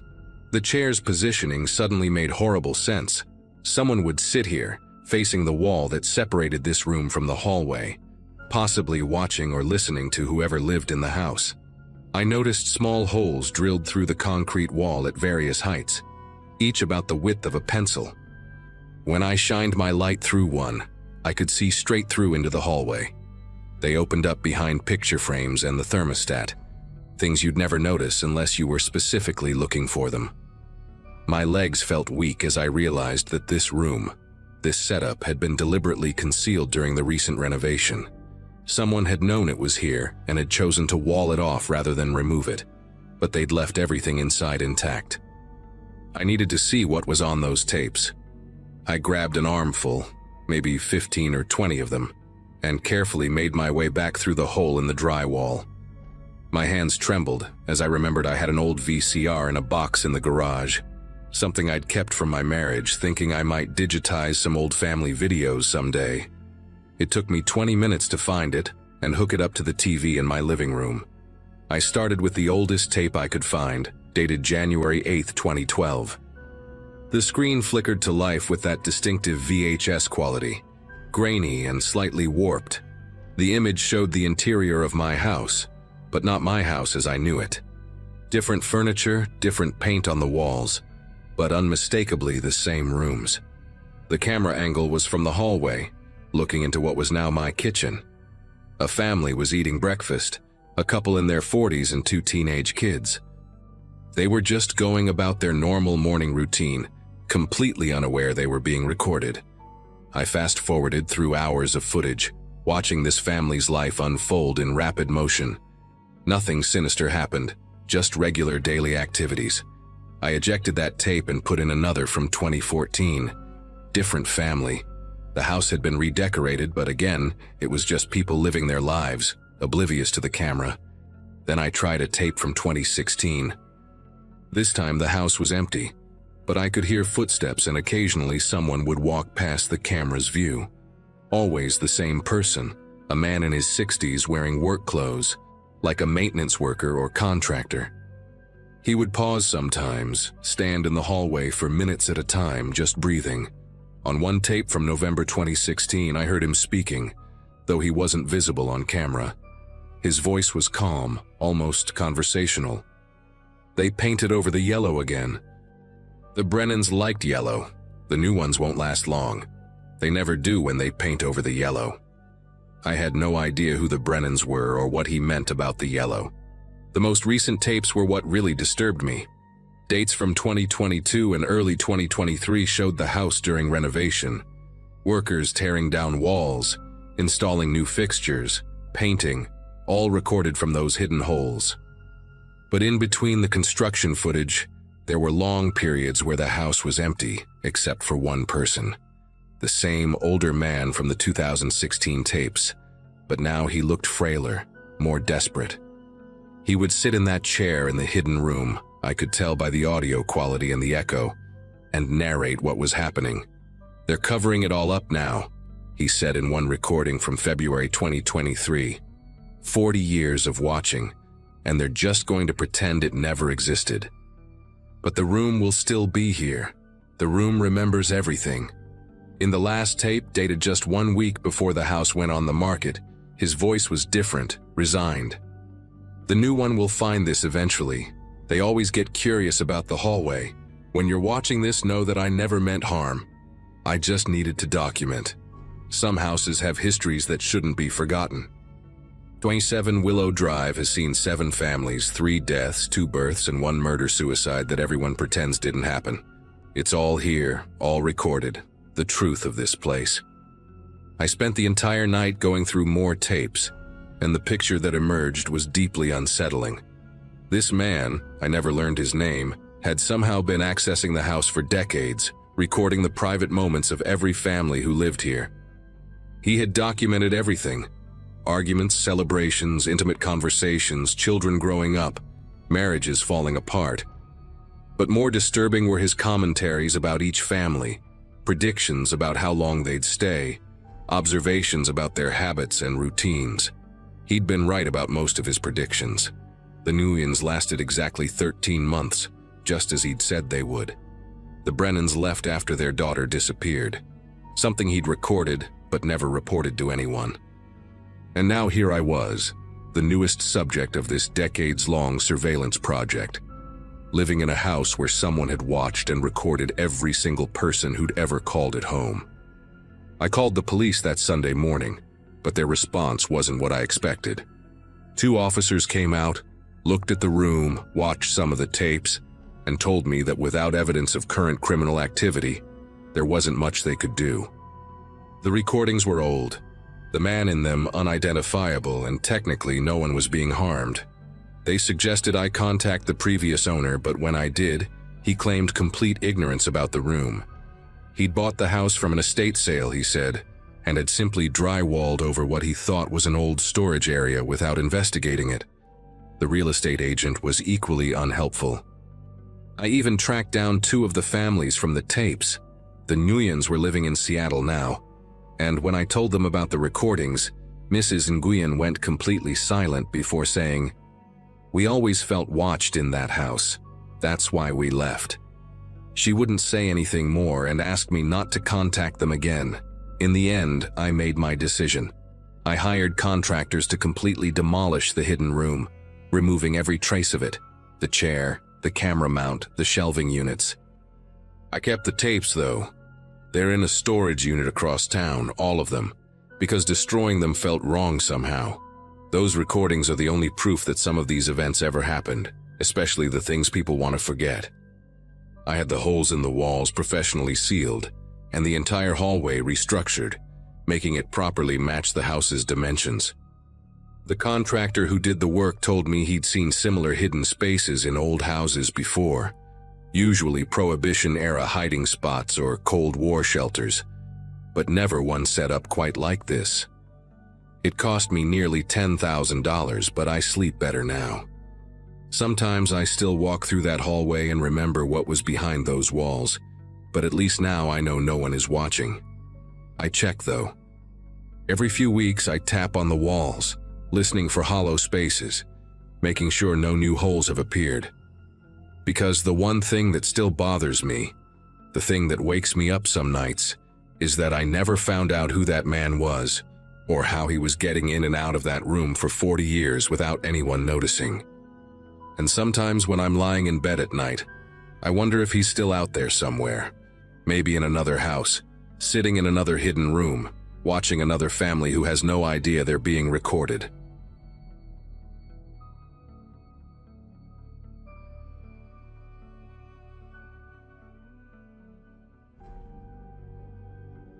Last month, I finally bought my first house in suburban Kansas.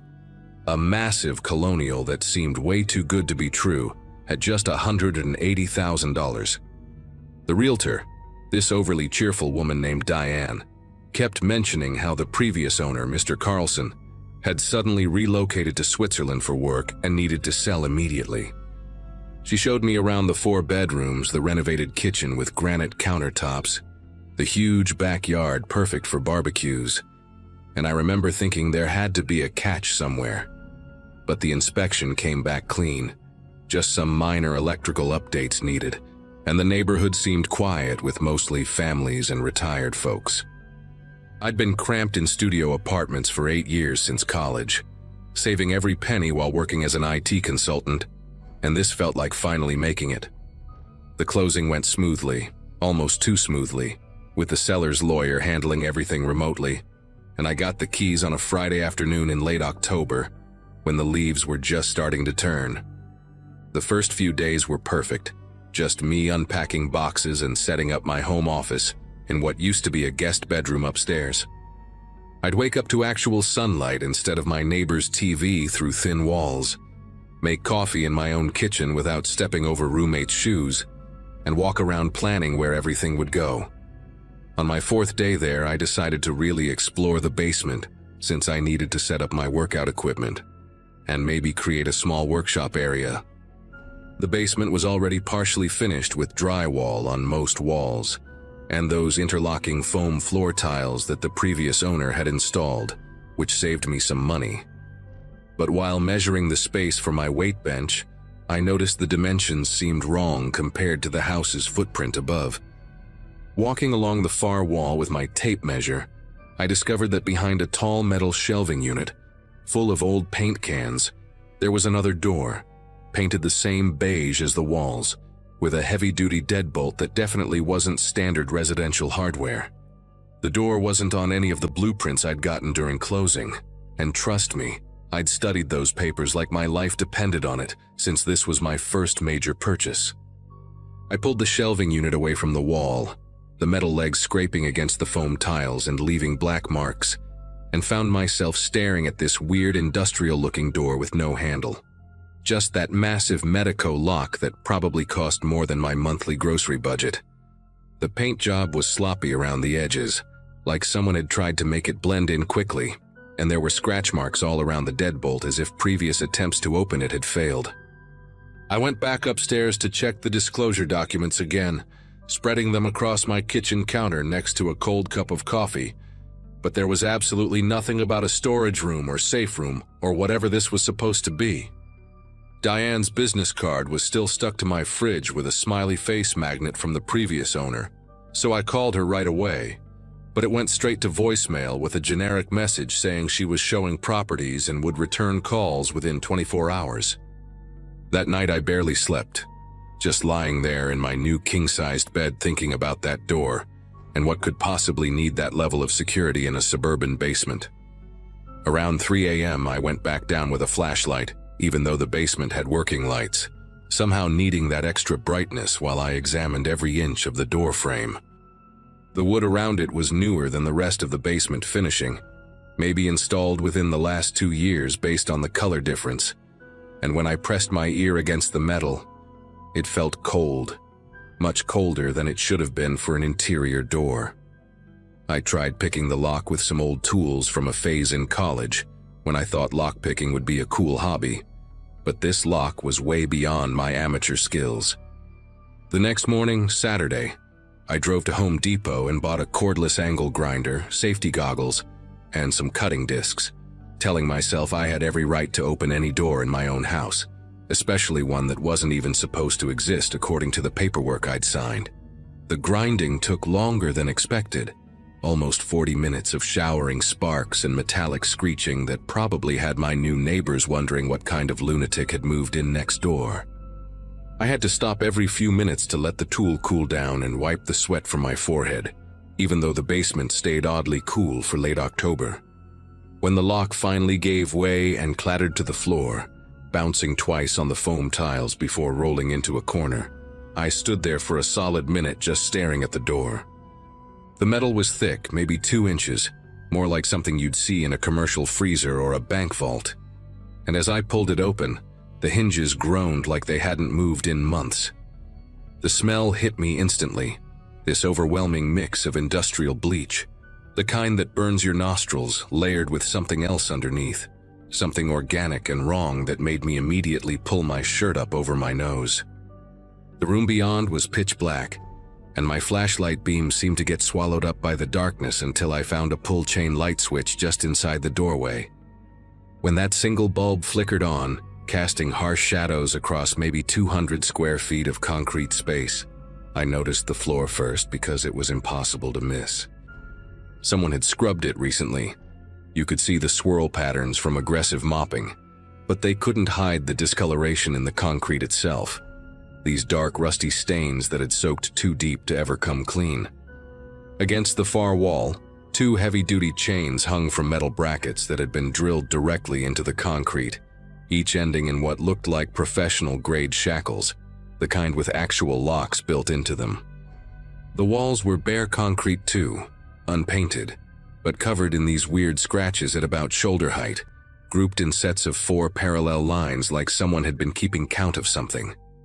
There were clear imprints on the floor where furniture had been, a perfect rectangle about the size of a twin bed, a square that might have been a table, and circular marks from what could have been bucket or containers. In one corner I spotted a drain in the floor, the kind you'd see in a commercial kitchen or a morgue, with dried brown residue caked around its edges despite someone's obvious attempts to bleach it clean. My legs went weak, and I had to grab the door frame to keep from falling, my mind racing through every possible innocent explanation, but coming up empty because there's no good reason for chains and shackles in a residential basement. I backed out of the room slowly, like there might be someone still in there hiding in the shadows, and ran upstairs to grab my phone, nearly tripping on the basement steps in my panic. I called 911 and tried to explain what I'd found, but the dispatcher kept asking if there was an immediate emergency, if anyone was hurt, if I was in danger right now, and when I said no, she transferred me to the non-emergency line. The officer who answered sounded bored until I mentioned the chains and the stains. Then his tone shifted completely, and he said they'd send someone over within the hour.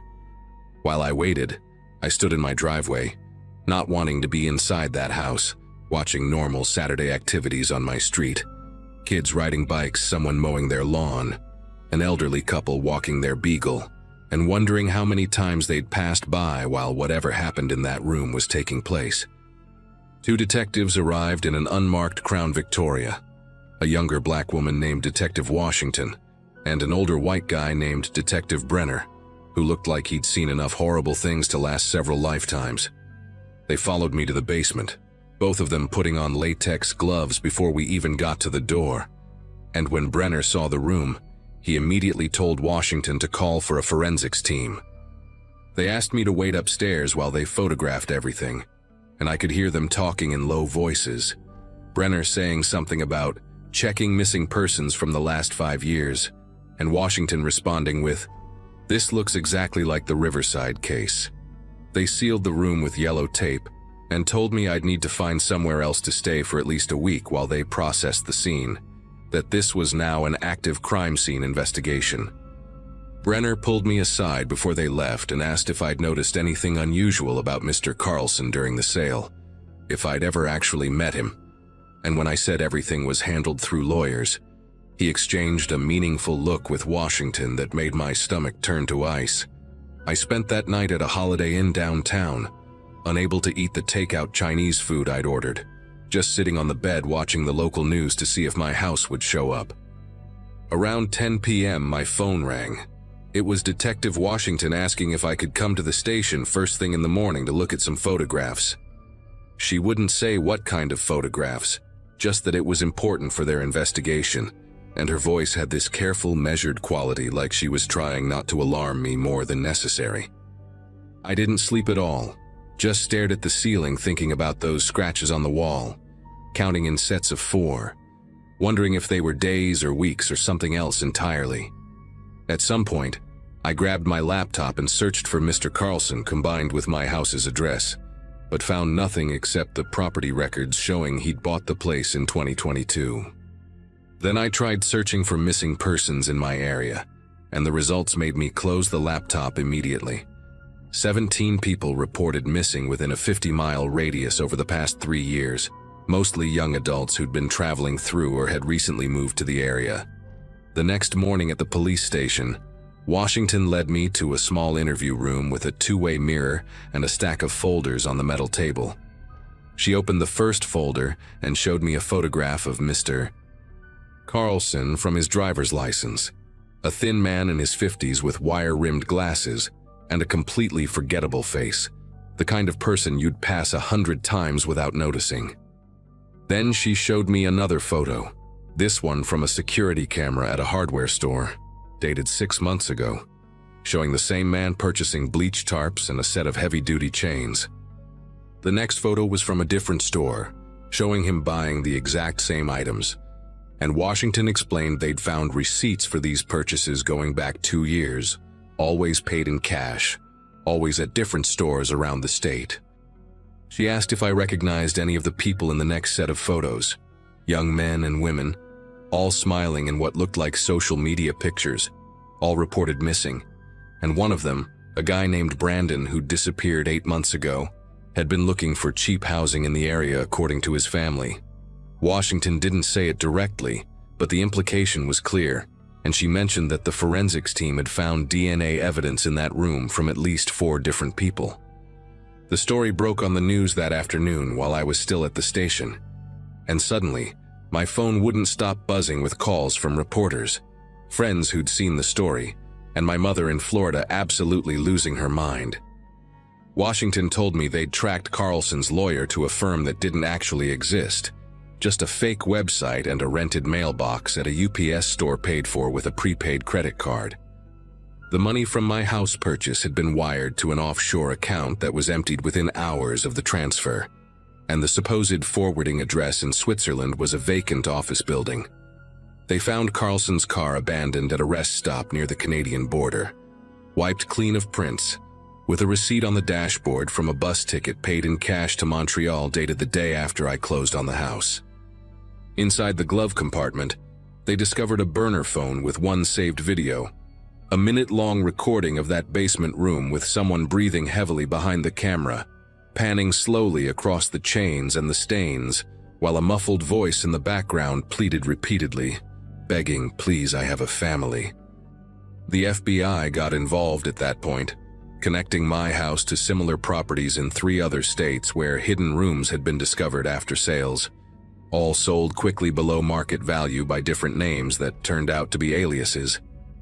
They never found Carlson, if that was even his real name, and after 3 weeks of investigation, they released the house back to me, professionally cleaned and with that door permanently welded shut.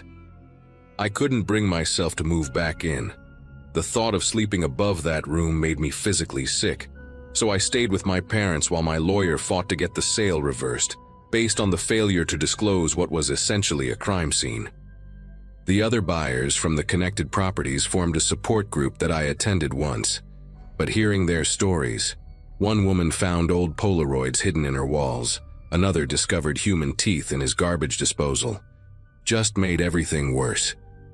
Eventually, I took a massive loss and sold the house to a property developer who planned to demolish it and build condos, the only buyer who didn't care about its history. Before I handed over the keys, I went back one last time to grab a box I'd forgotten and found fresh flowers on the front steps with no card, just white roses that reminded me of funeral arrangements. The demolition crew called me a month later saying they'd found another room, smaller, behind a false wall in the garage, this one with children's drawings taped to the concrete. But by then I'd already moved to a different state and changed my phone number, telling them to direct everything to the police.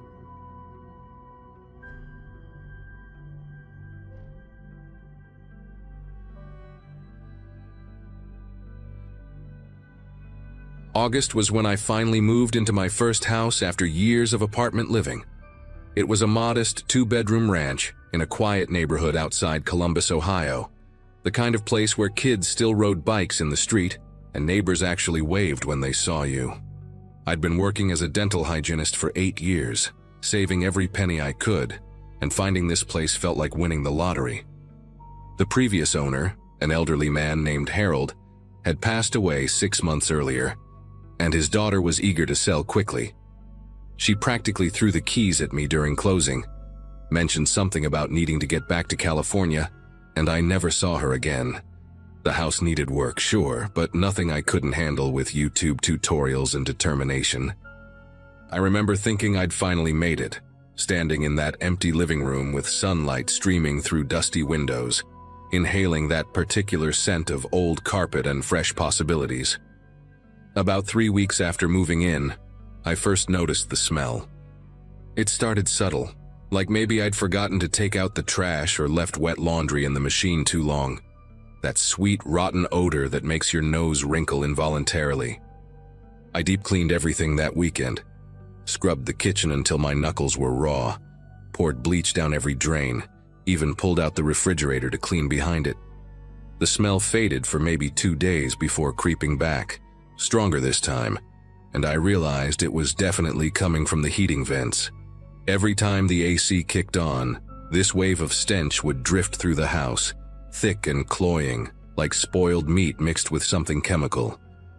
I bought those vent air fresheners, the ones that clip onto the grates, but they just made it worse, creating this horrific potpourri of lavender and decay. I tried everything over the next 2 weeks. Baking soda down the vents, those expensive enzyme cleaners they sell for pet odors. Even borrowed my brother's shop vac to suck out whatever might be stuck in there. Nothing worked. The smell would disappear for a few hours, then return with vengeance, especially at night when the system cycled on automatically. I started sleeping with my windows open despite the humidity, preferring mosquito bites to that nauseating stench. My coworkers began asking if I was feeling all right because I looked exhausted. But how could I explain that a smell was keeping me awake? I called 3 different HVAC companies before finding one that could come out the same week. The first 2 were booked solid until September, and by that point, I was desperate enough to pay the emergency service fee for comfort zone heating and air. The technician, a younger guy named Craig with tattoo sleeves and gauged ears, showed up that Friday morning. Not what I expected from an HVAC tech, but he seemed to know his stuff, immediately pulling out this tiny camera on a flexible cable to inspect the ductwork. I watched him feed it through the living room vent, staring at the grainy display on his tablet as it navigated the dark metal passages. He kept making these concerned humming noises, pausing occasionally to screenshot something on the screen. After about 20 minutes, he pulled the camera out and asked me where the main trunk line access was, usually in the basement or attic. Mine was in the crawl space under the house, accessed through a panel in the hallway closet. Craig grabbed his tools and a headlamp, muttering something about how he really hated crawl spaces but needed to check where all the branch ducts connected to the main system. I heard him shuffling around down there for what felt like forever, the occasional clang of metal echoing up through the floor. Then everything went quiet for a long time, maybe 10 minutes, before I heard him scrambling back toward the access panel faster than someone should move in a 3-foot-high space. When he emerged, his face had lost all color, and there were cobwebs in his hair that he didn't even bother to brush away. He kept opening his mouth like he wanted to say something, then closing it again, his eyes darting between me and his phone. Finally, he managed to tell me there was something I needed to see, but first he had to get better lighting equipment from his van. The way he said it, careful and measured like he was trying not to spook a wild animal, made my chest tighten with dread. Craig returned with one of those portable work lights, the kind that floods a whole area with harsh white LED brightness, and we both descended into the crawl space.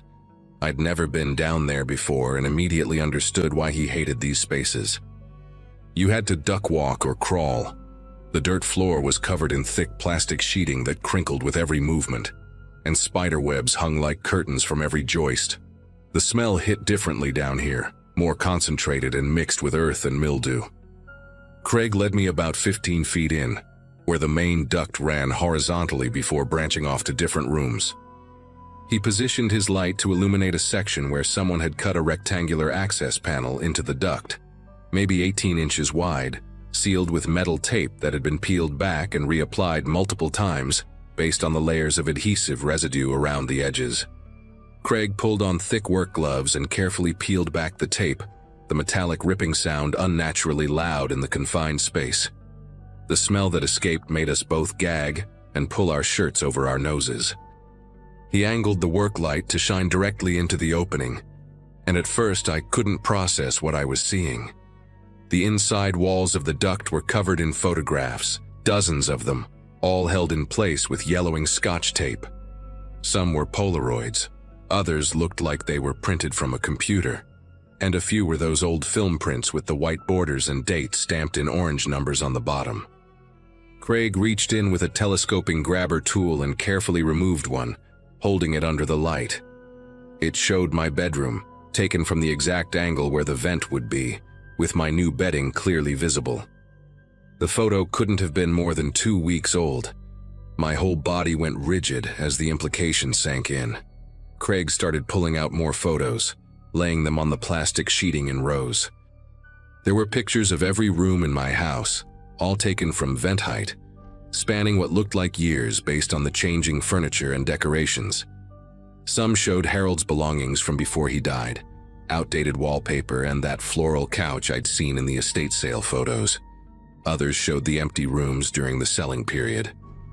But scattered throughout were recent ones: my coffee maker on the counter, my yoga mat rolled up in the corner of the living room, my work scrubs draped over the bathroom door.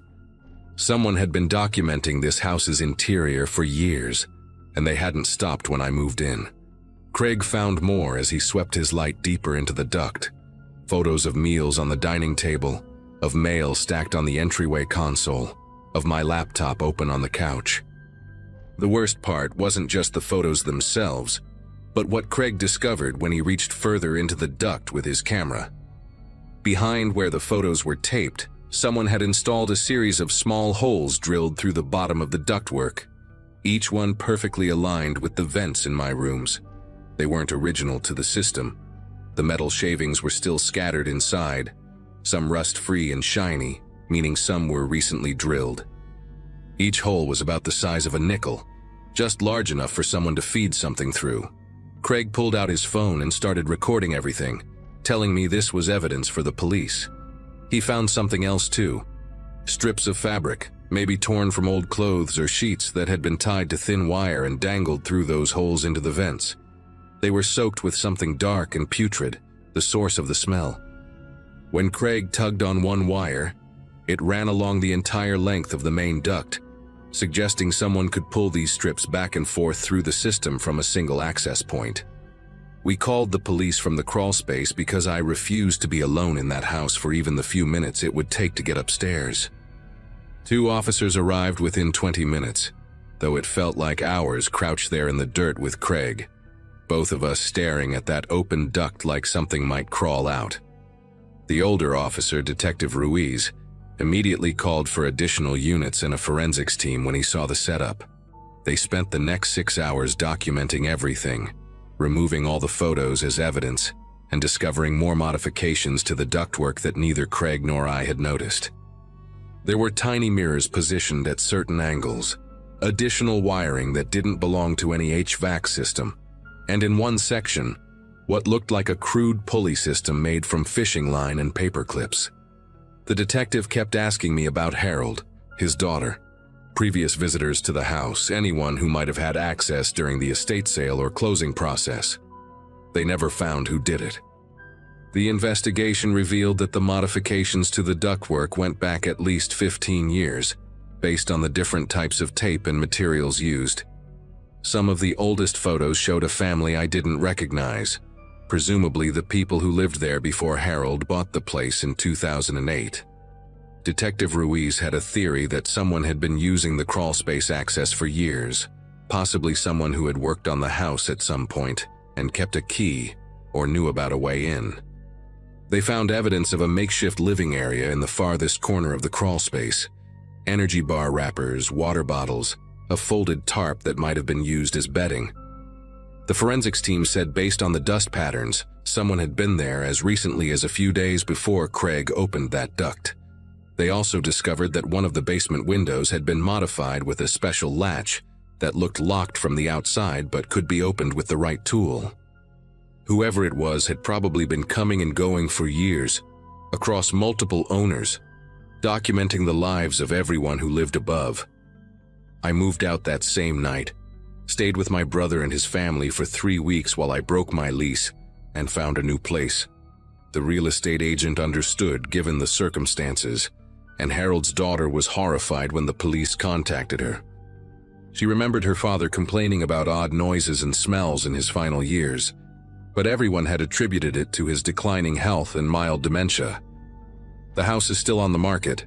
Last I checked, price dropped 4 times and full disclosure required about what they found. Craig sent me a follow-up email saying he'd never seen anything like it in 20 years of HVAC work and that he'd started checking crawl spaces more thoroughly at every job. Sometimes I still think about those photos, wondering how many showed me unaware in my most private moments, and whether the person who took them is doing the same thing somewhere else now, in someone else's crawl space, documenting another life through the vents.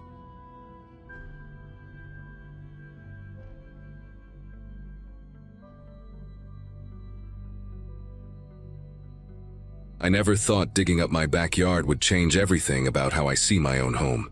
It was early May when I finally bought my first house, a modest 2-story colonial in a quiet neighborhood just outside of Denver. After years of renting cramped apartments and dealing with impossible landlords, having my own place with an actual yard felt like winning the lottery. I was 28, working as a graphic designer for a local marketing firm, and my biggest worry at the time was whether I could afford new curtains for the living room.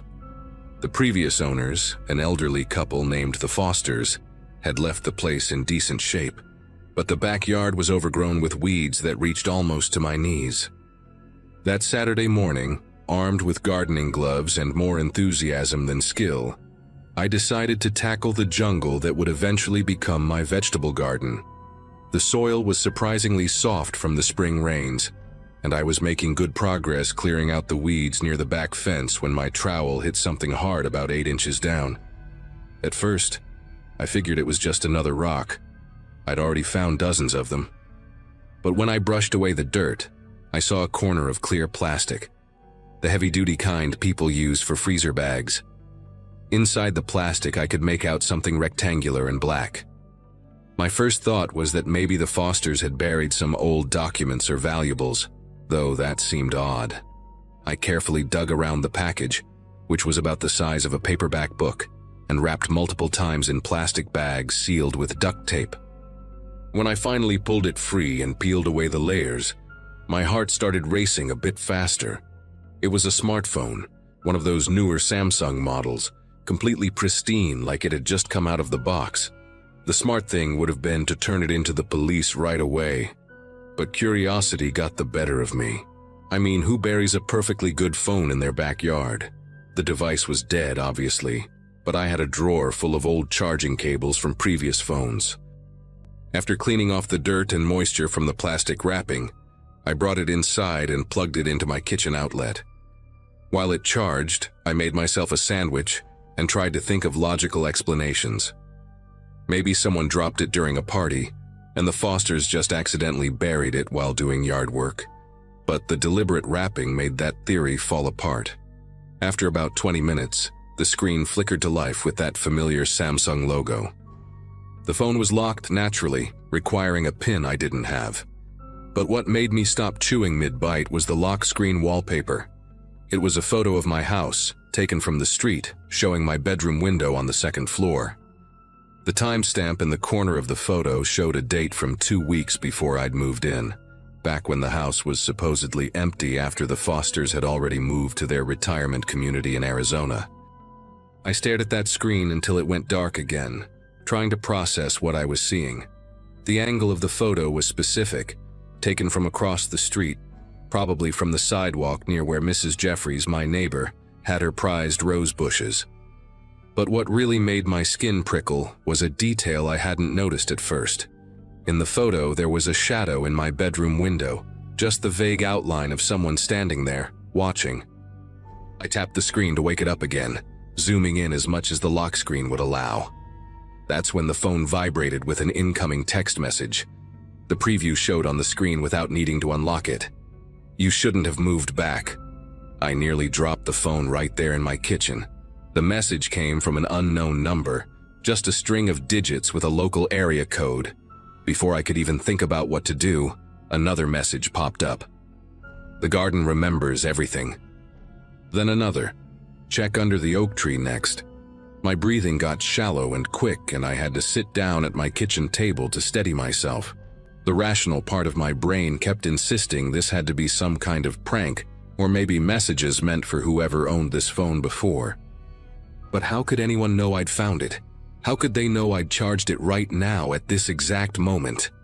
I grabbed my own phone to take photos of the screen, documenting everything, when the buried phone started ringing. The caller ID just said "watching," and the ringtone was this old-fashioned bell sound that seemed way too loud in my quiet kitchen. I let it ring until it went to voicemail, but no message was left. Within seconds, it rang again. Same caller ID, "watching." This time, against every instinct screaming at me not to, I tried to swipe to answer, but the lock screen prevented me. The ringing stopped, and immediately a new text arrived. "You were always meant to find this. Check your laptop." That last message made my whole body go rigid. My laptop was closed on my coffee table in the living room, exactly where I'd left it that morning after checking emails. I walked over to it slowly, the buried phone still in my hand, and opened the screen. There was a folder on my desktop that hadn't been there before, labeled with just numbers, 5042024. That was today's date. Inside were dozens of photos, all of my house, taken from different angles and at different times of day. Some showed me through windows, carrying boxes on move-in day, cooking dinner last night, even one from this morning showing me getting dressed in what I thought was the privacy of my bedroom. The most recent photo was time-stamped just 30 minutes ago. It showed me in the backyard, bent over the exact spot where I'd found the phone, taken from somewhere behind the fence. My neighbor, Mrs. Jeffries, was out of town visiting her daughter, and the house behind mine had been for sale for months. Whoever took this had to have been standing in the empty property, watching me through the gaps in the wooden fence. I ran to my back door and locked it, then went through the house checking every window and door. Everything was secure, but that didn't make me feel any safer.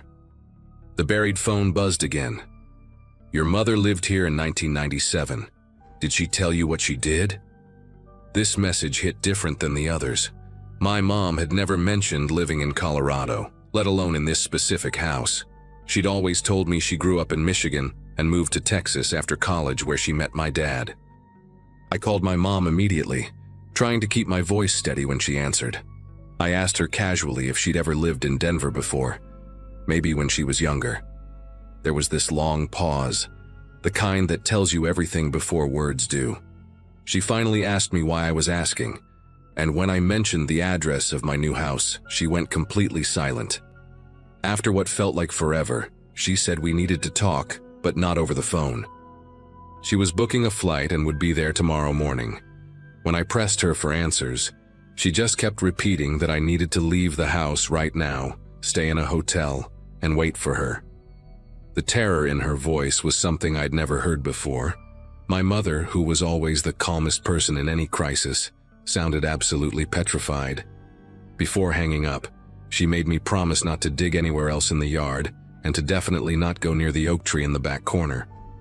But after that call, I couldn't just leave. I needed to understand what was happening. The buried phone kept receiving messages. She never told you about Nathan. He's been waiting. The oak tree grew from his guilt. Each message made less sense than the last, but they painted a picture of something my mother had been running from for decades. I grabbed a flashlight even though it was still afternoon. Somehow the house felt darker than it should. Through my kitchen window I could see the oak tree my mom had warned me about. It was massive, probably 50 feet tall, with a trunk so thick I wouldn't be able to wrap my arms around it. The previous owners had built a small bench underneath it, and I'd actually eaten lunch there my first day in the house, thinking how peaceful it was. Now looking at it from inside, I noticed something I hadn't seen before. The ground around its base was slightly sunken, like the earth had settled unevenly over time. I was still staring at the tree when I heard footsteps on my front porch. Slow, deliberate steps, followed by a knock. Not the doorbell. 3 measured knocks. Through the peephole, I saw a man, probably in his 60s, wearing a faded brown jacket despite the warm weather. He had this weathered face like someone who'd spent decades working outdoors, and his eyes were this pale gray color that seemed to look right through the door. He knocked again, and when I didn't answer, he spoke. "I know you're in there, Kathleen." That was my mother's name. His voice was rough but calm, like he'd practiced this moment many times. "You look just like her. Same dark hair, same way of standing with your weight on your left foot." I glanced down. He was right, I was leaning left. She thought changing her name to Amanda would make me stop looking. Thought moving to Texas would be far enough. But I've been here, waiting, knowing someone would come back to this house eventually. The man stepped back from the door, and I watched through the peephole as he pulled out an old flip phone. My buried phone immediately buzzed with a new message. "Nathan wasn't supposed to die. Your mother pushed him." Another message. "I'm his brother. I saw everything from the upstairs window." My mind was racing, trying to piece together this nightmare.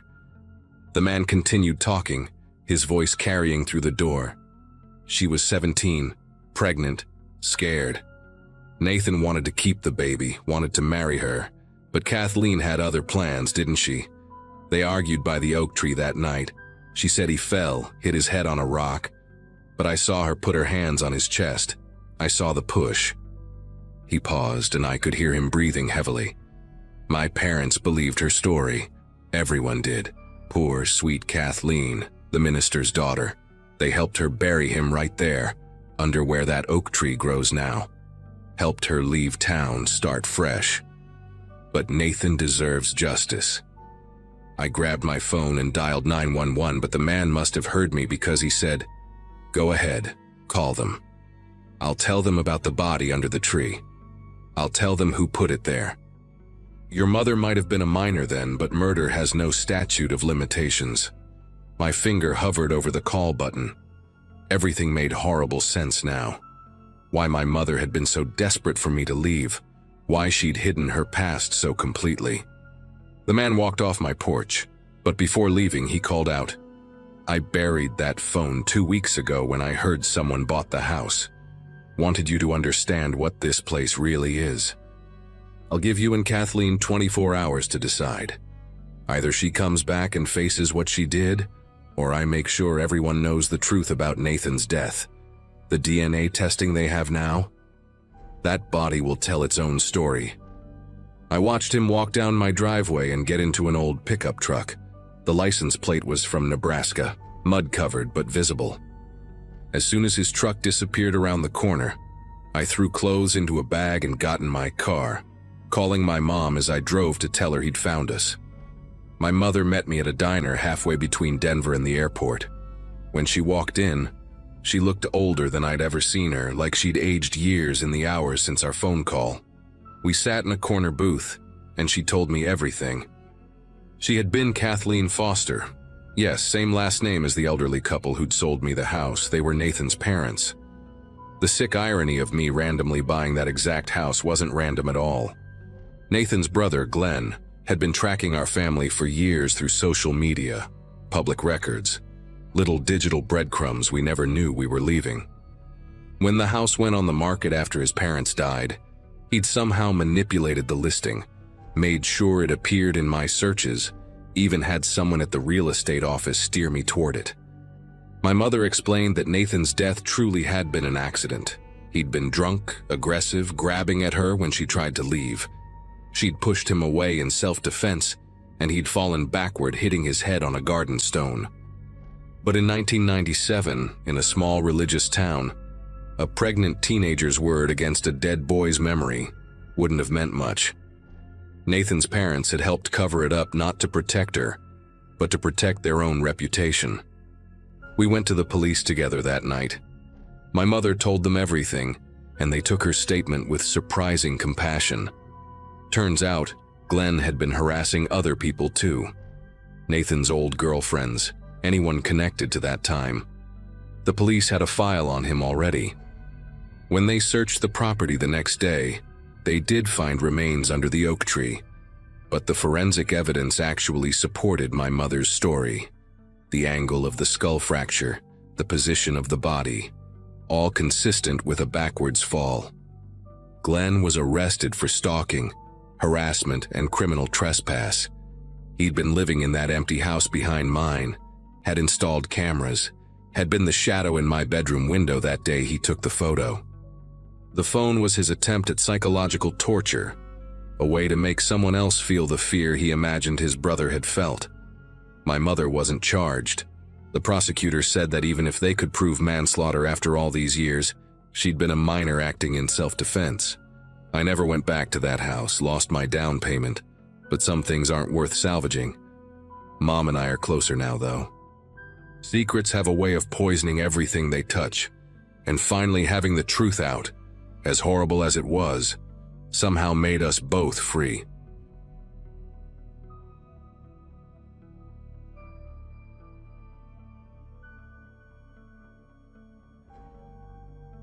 The sedan first appeared on a Friday night while I was debugging a particularly nasty piece of code. My coffee had gone cold hours ago, and the only sounds in the house were my mechanical keyboard clicking away and the hum of my computer fans. That's when the headlights caught my attention through the office window. A black car had pulled up across the street and just stopped there. Not parked, really, because the engine kept running, that low diesel rumble carrying through the quiet November air. The development was so new that the street still had those orange plastic markers where the sidewalks would eventually go, and most of the lots were just dirt and construction debris. Only a handful of us had actually moved in, scattered across the unfinished neighborhood like pioneers in a suburban wasteland. The isolation had been a selling point for me after everything that had happened with my divorce. At first, I barely gave the car a second thought. People get lost in new developments all the time. The GPS doesn't know the roads yet, street signs aren't up, house numbers are missing. Hell, I'd gotten turned around myself the first few nights coming home from the grocery store. But after an hour passed and that black sedan hadn't budged, I started watching it between lines of code. The headlights were dimmed down to parking lights, creating these two amber dots in the darkness like eyes. Through my blinds, I could just make out someone in the driver's seat, but they weren't moving around or looking at their phone. They were just sitting there, facing my house, engine idling. The exhaust was creating little clouds of vapor in the cold air, drifting up into the streetlight that flickered every few minutes, the only working one on our entire block. Around 1 a.m., I finally got up from my desk and went downstairs, turning off all the lights except the porch light. Maybe they'd think I'd gone to bed and leave. But when I peeked through the living room curtains, the sedan was still there. Engine still running, those parking lights still glowing. I could see the fuel gauge must have been dropping. Who just sits there burning gas for hours? The weird thing was the windows. They weren't tinted, not exactly, but they had this foggy quality, like they were covered in condensation from the inside. I grabbed my phone and snapped a photo, but the flash reflected off my window, ruining the shot. When I looked again without the phone, I swear the driver had shifted slightly, maybe turned their head just a fraction toward my house. It was hard to tell in the darkness, but that small movement made my chest tighten. I went back to bed around 2 a.m. but kept getting up to check. Each time the car was there, same position, same dim lights, same running engine. The sound of it became this constant background drone that seemed to vibrate through the walls.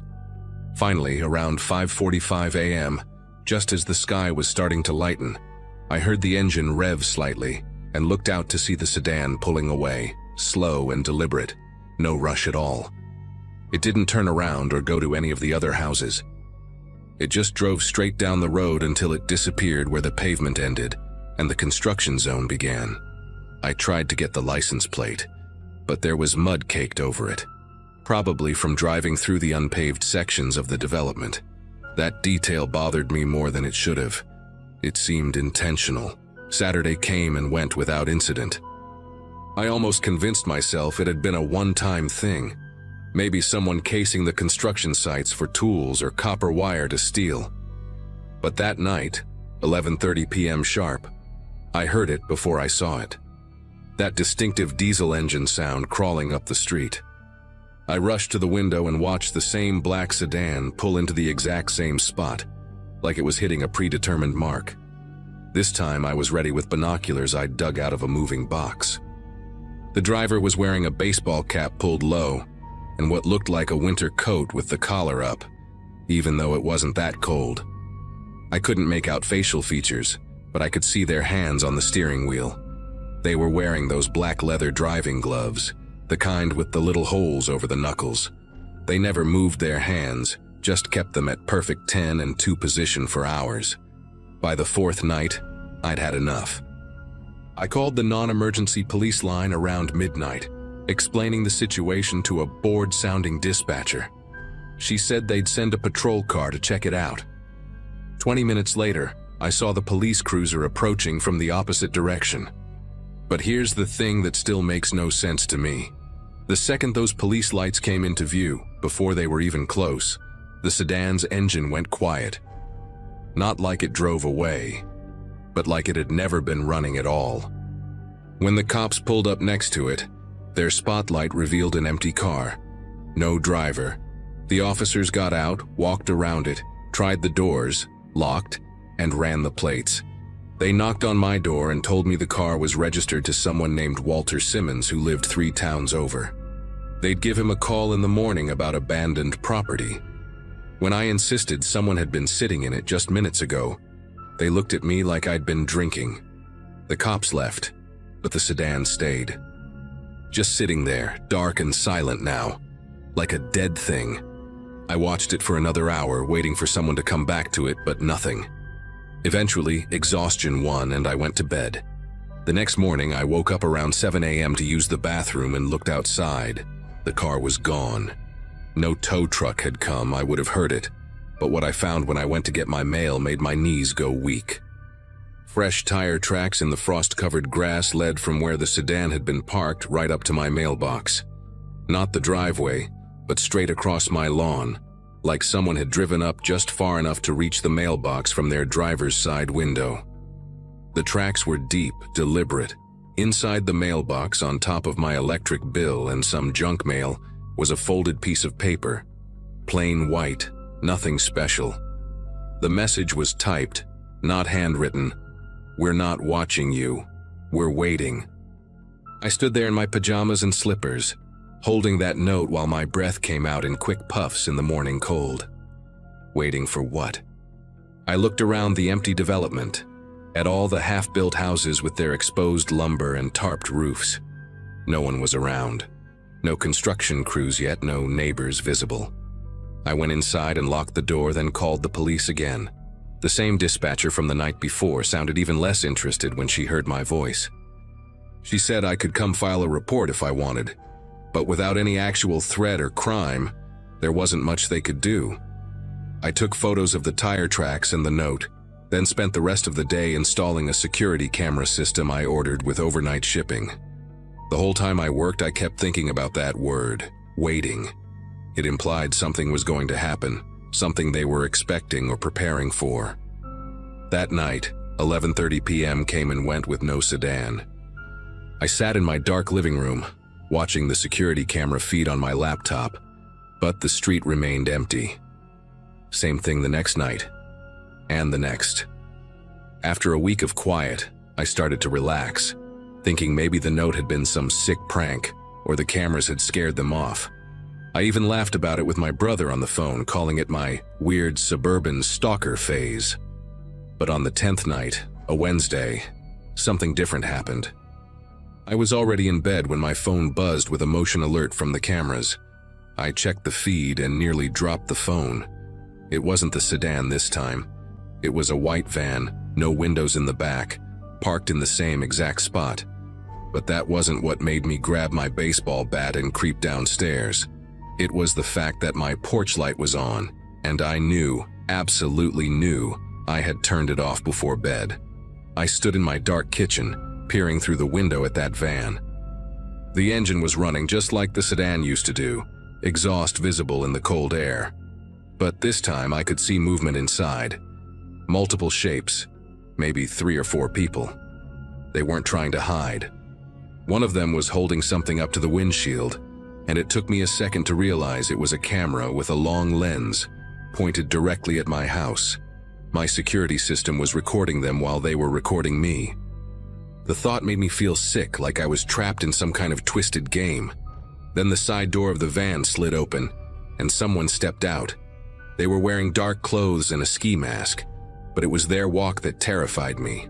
Casual, unhurried, like they were just out for a stroll.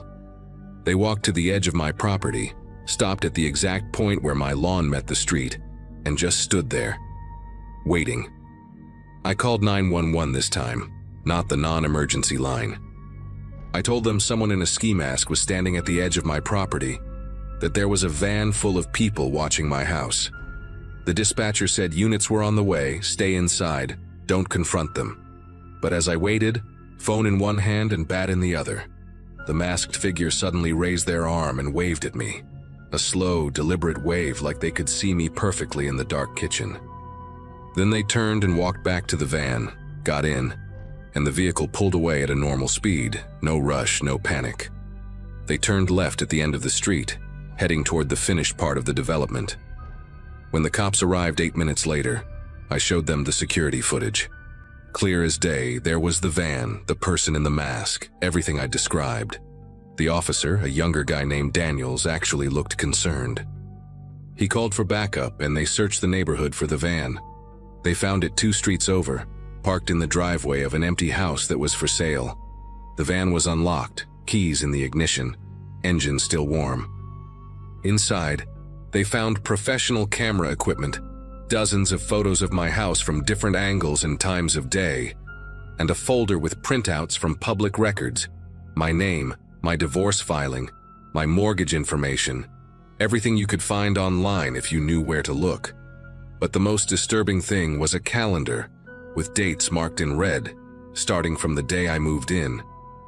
Every night the sedan had appeared was circled, and at the bottom of this month's page someone had written, "Package arrives tomorrow," with an arrow pointing to that day's date. The police took everything as evidence and told me they'd have a patrol car stationed on my street for the next few nights.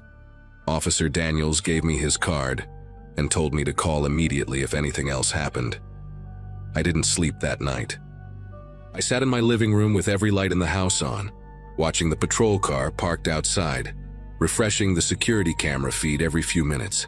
Around 4 a.m., nothing had happened, and I started to wonder what kind of package they were expecting. Was I the package? Was someone coming to get me? Then, at exactly 6 a.m., I heard it, the rumble of a large truck. I rushed to the window to see a moving truck pulling up to the empty house 3 doors down from mine. 2 men got out and started unloading furniture like it was the most normal thing in the world. Behind the moving truck, a silver SUV parked, and a family got out. A couple with 2 young kids, maybe 8 and 10 years old. The woman waved at the patrol officer who had gotten out to watch. She walked over to him, and I could see them talking, her gesturing at the house, smiling. Normal new neighbors moving in. Except I recognized her walk immediately. It was the same gait, the same shoulder movement as the masked figure from the night before. The patrol officer eventually drove away after helping them carry a couch inside. I stood at my window, watching this family move in, feeling like I was losing my mind. Then the woman looked directly at my house and waved. That same slow, deliberate wave. I grabbed my phone to call Officer Daniels, but stopped when I saw a text from an unknown number. It was a photo of me, taken from inside my own bedroom 2 weeks ago, showing me sleeping. The timestamp was from the first night the sedan had appeared. The message below it read, "We waited for the right house to become available. We're home now. Stop calling the police or we'll have to introduce ourselves properly. Some neighbors just want privacy." I packed a bag and left within an hour. Stayed in a motel for 3 days while I arranged to break my lease. The property management company charged me a fortune in fees, but I didn't care. I drove past once to get the rest of my things, and that family was outside, playing in their yard. The woman smiled and waved. I never went back.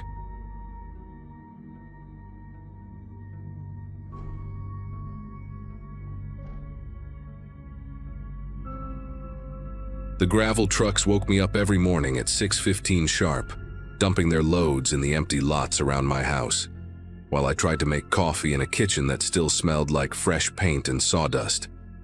Southern Illinois in February isn't exactly paradise, especially when you're living in what's basically a construction zone, pretending to be a neighborhood.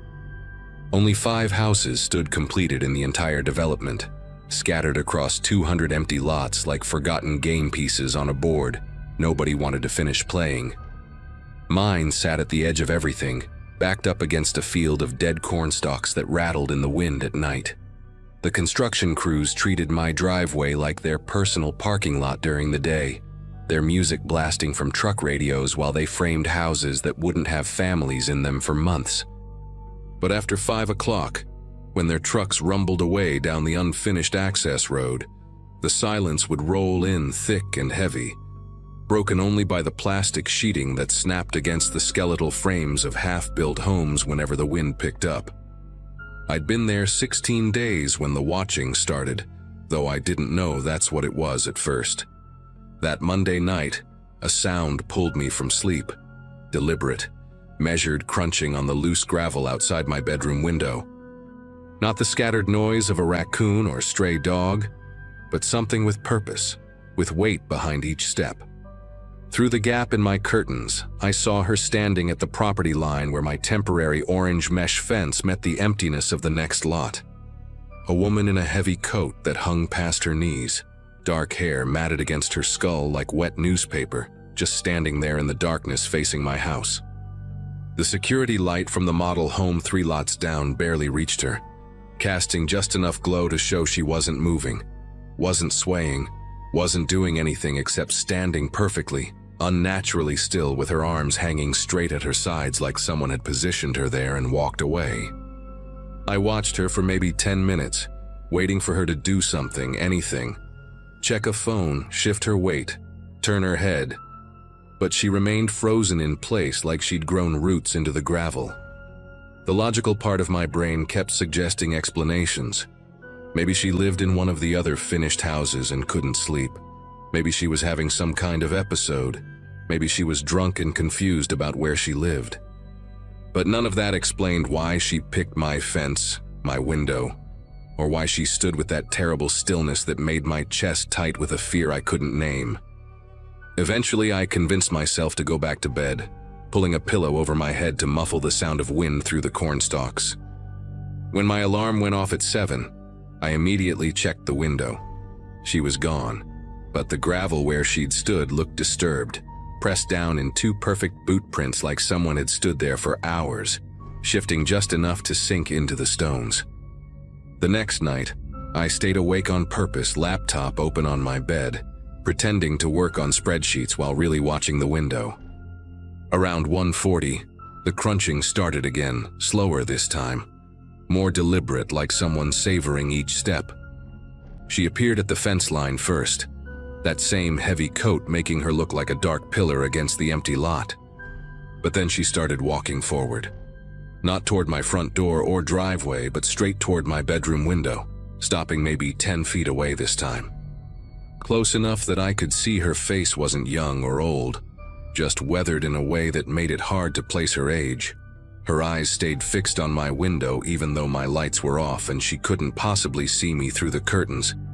She stood there until 4 in the morning, never blinking that I could tell, never moving except for this barely visible rising and falling of her shoulders as she breathed.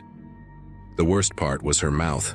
It hung slightly open, just enough to see the glint of teeth, like she was about to say something but had forgotten how to form words. Wednesday night, she stood 5 feet from my window, close enough that her breath fogged the glass in little bursts that caught the moonlight. I could see details I wished I couldn't. Dirt caked under her fingernails even though her hands never moved from her sides. A dark stain on the collar of her coat that looked old and set in like rust or dried blood.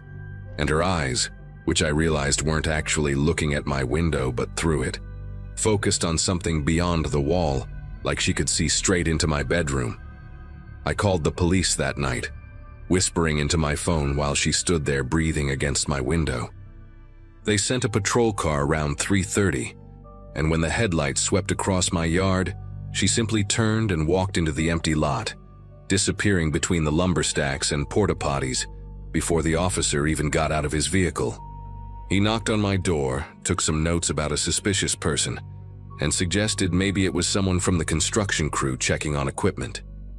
The dismissive way he said it, like I was some paranoid suburban woman afraid of her own shadow, made me want to grab his shoulders and make him understand that no construction worker stands at windows for hours without moving. The officer left me his card and told me to call if she came back, but we both knew he thought I was wasting his time.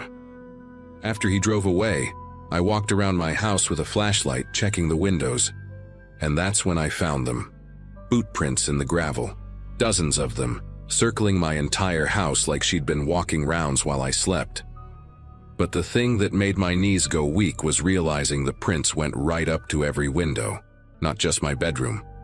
She'd stood at each one, and at the sliding glass door that led to my back patio, the prints were deeper, like she'd stood there the longest.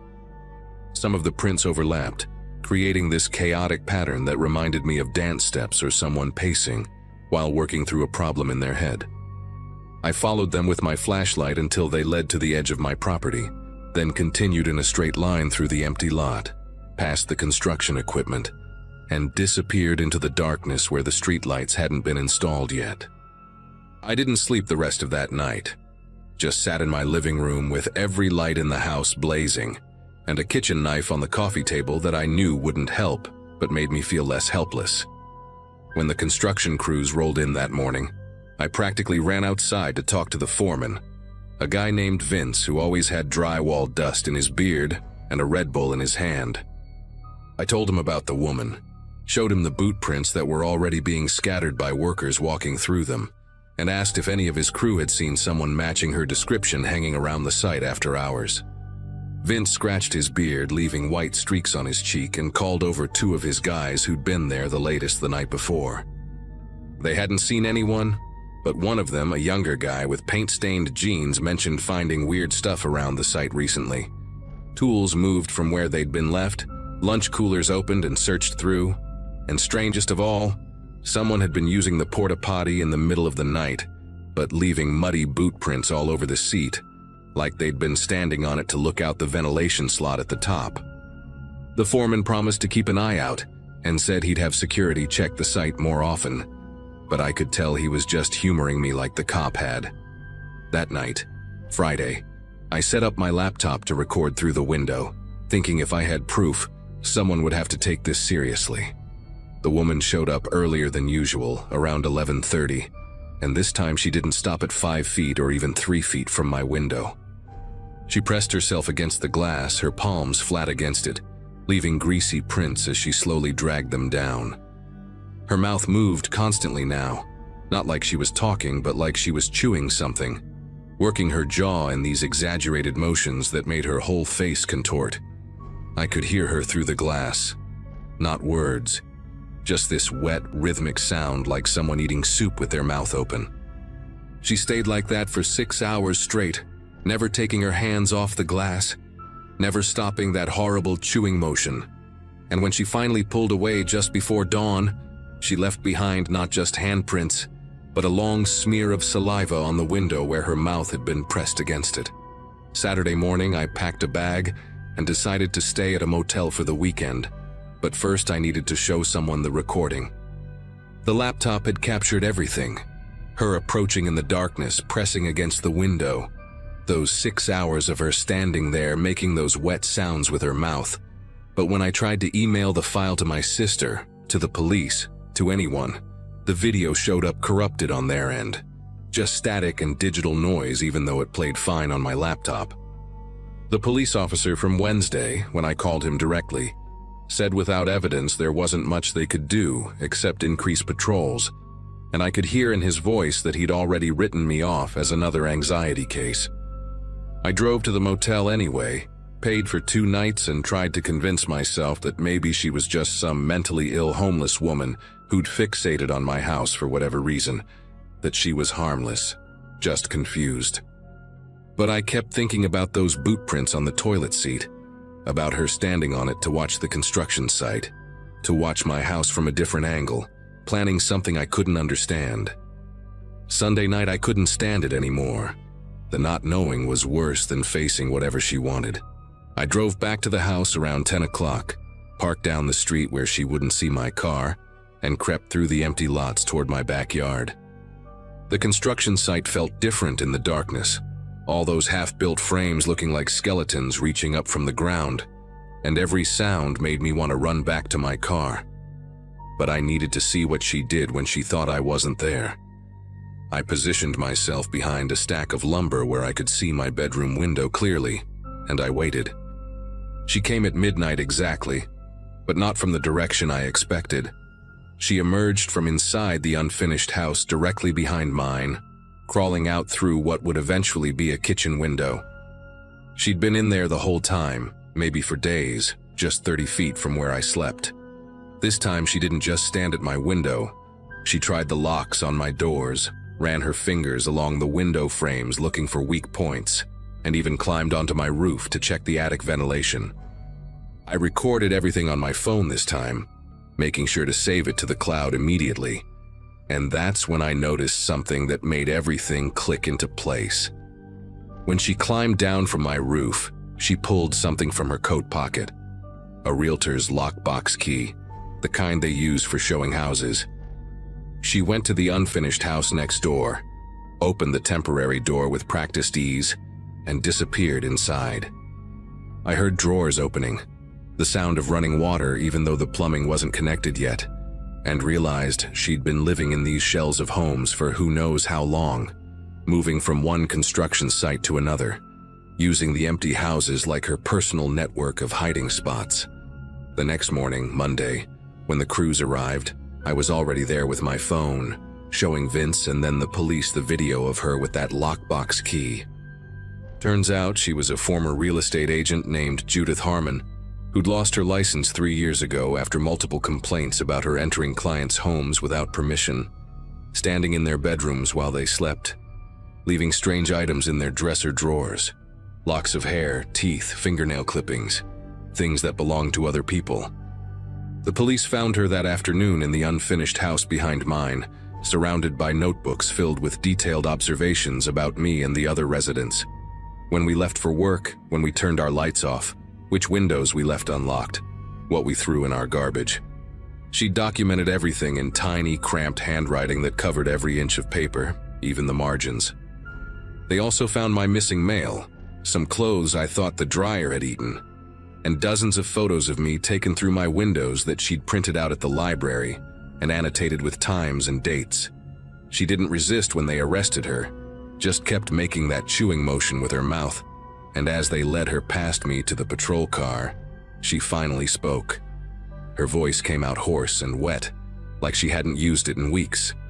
Your house settles at 2:15. The bedroom window lock jiggles if you pull up twice, then push. You look so peaceful when you sleep on your left side. They found out later she'd been inside my house at least 3 times while I slept, just standing in my doorway, watching. The construction company changed all their lock boxes the next day, and I broke my lease that same week. But sometimes I still wake up at 2:15 exactly and listen for the sound of gravel crunching outside my window.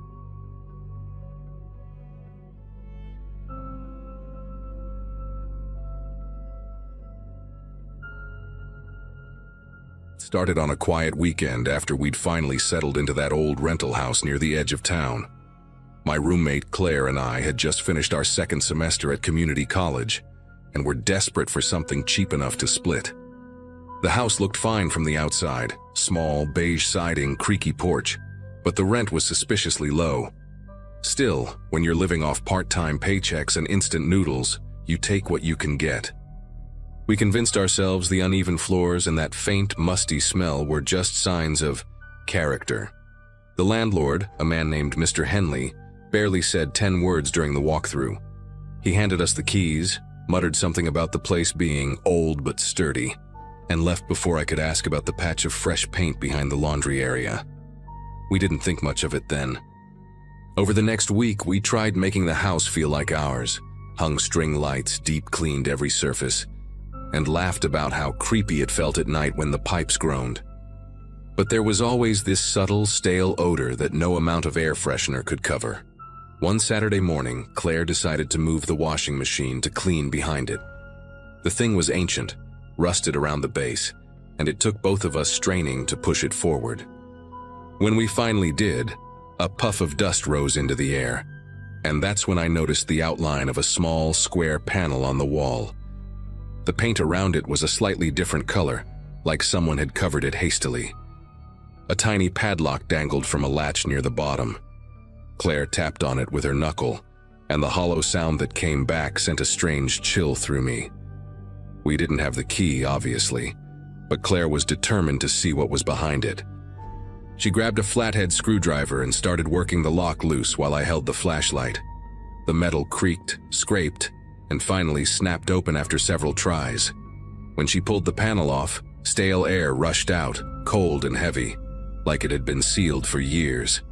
Behind it was a narrow crawl space barely wide enough for one person to squeeze through. The flashlight beam cut into the darkness, revealing what looked like a pile of fabric and plastic deep inside.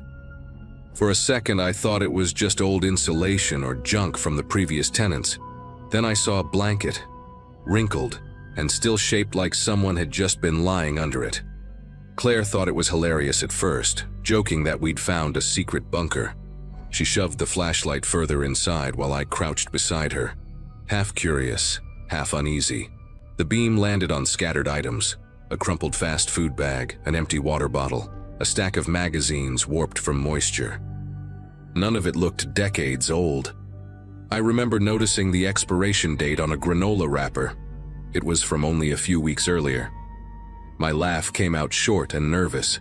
Claire didn't say anything after that. She just stared deeper into the darkness like she expected something to move. We argued quietly about whether to go in. Claire said we should check it out, that it was probably a raccoon nest or some drifter's stash from before we moved in. I didn't like either option. Still, she convinced me to at least shine the light around once more. When she reached her arm in farther, her voice trembled slightly as she said, "There's a blanket down here, and it's warm." That word, warm, didn't make sense. The crawl space had to be freezing. I took the flashlight, leaned closer, and saw it for myself.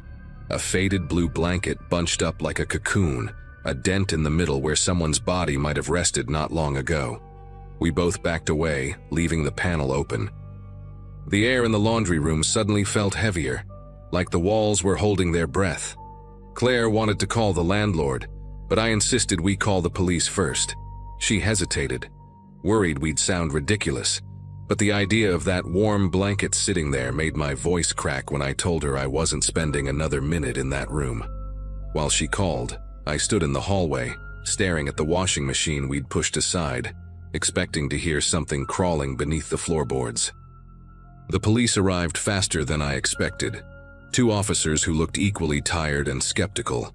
One of them crouched down, shined his own flashlight inside, and whistled quietly. The other asked if we'd noticed anything missing or disturbed. We hadn't. They crawled in with masks and gloves, spending maybe 10 minutes inside before emerging. Their faces had changed. They found a backpack, half filled with clothes, a toothbrush, and a small radio still tuned to a static-filled station. The officer said whoever had been living there probably slipped out once they heard us moving the washer. He didn't sound sure, though. That night, Claire couldn't sleep. Every sound made us jump. The house settling, a branch brushing the siding, the faint hum from the refrigerator. The officers had promised to send someone by to check the property again in the morning, but that didn't make either of us feel better. Before going to bed, I stacked a chair under the back door handle and kept a kitchen knife beside the mattress. The crawlspace panel was still open. The police said to leave it like that, just in case. The idea that someone might have been slipping in and out beneath our feet made the air feel unsafe, like even the floor couldn't be trusted. Around 3 in the morning, Claire whispered my name from her room. Her voice sounded tight, almost strangled. I rushed in, and she pointed to her window. The curtain was moving, not from wind, but slow, steady movement, as if someone had brushed past it. We stood frozen for what felt like forever, until we heard a soft scrape outside, then footsteps fading toward the back fence. When the police came again, they found fresh prints in the dirt behind the laundry room. Whoever it was, they'd circled back. By the next afternoon, we packed our things. Mr. Henley didn't seem surprised when we told him why we were leaving. He just sighed, said, "Happens sometimes with these older homes," and offered to refund half the month's rent. That single sentence told me everything I needed to know. Someone had lived there before, maybe without his permission, maybe not, and he'd chosen to ignore it. As we loaded the last box into the car, I saw the crawl space still open, the shadows inside looking deeper than they should have been.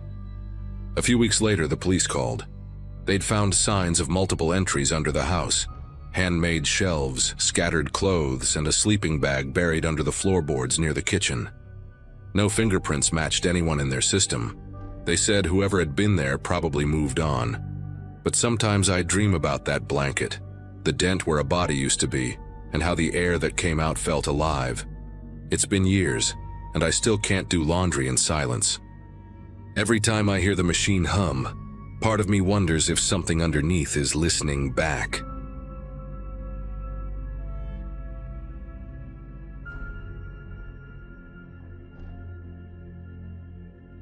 The first night in the new house felt heavier than I expected. Not bad, just heavier, like the air carried something old that hadn't moved in a long time. My wife, Erin, had already unpacked most of the kitchen while our son, Luke, ran around testing every light switch he could find. The place was bigger than our old townhouse and had that creaky charm she loved. Around midnight, when the boxes finally stopped calling for attention, I stepped out to the backyard to breathe a little. That's when I saw it. The faintest orange glow leaking through the attic vent above the garage. At first, I thought it was just a reflection from the streetlights or maybe one of Luke's glow toys misplaced somewhere.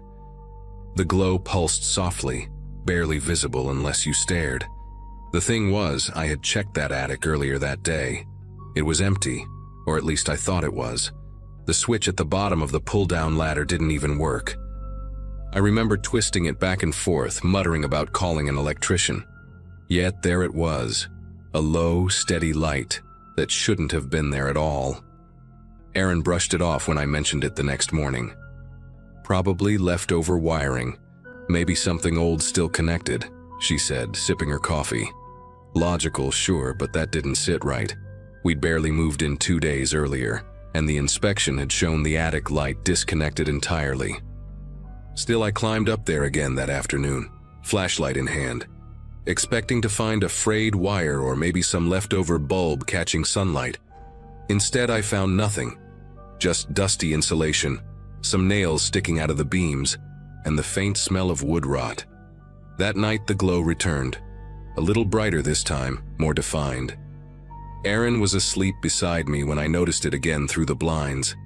I stared at that vent until my eyes adjusted to the dark, trying to make sense of it. Curiosity won over sleep, so I grabbed a jacket, went outside, and craned my neck upward. The light was steady, like a lantern flame behind the vent screen, flickering just enough to tell me it was real. I climbed the ladder quietly, not wanting to wake Aaron or Luke. The wood groaned under my weight, and each step sent a puff of dust floating through the beam of my flashlight. When I reached the top, I half expected to find nothing again, just shadows and cobwebs. But this time there was a soft orange halo spreading across the far corner. I held my breath and moved closer. Sitting on the plywood floor was a small camping lantern, metal handle, dented body, flickering weakly as if it had been on for hours. Next to it were 2 open cans of chili and an old blanket rolled up against the insulation. The smell hit me then. Stale sweat and something metallic. I nudged the cans with my foot. They were still sticky, maybe a day or 2 old. The lantern's battery light blinked faintly when I picked it up, like it was about to die.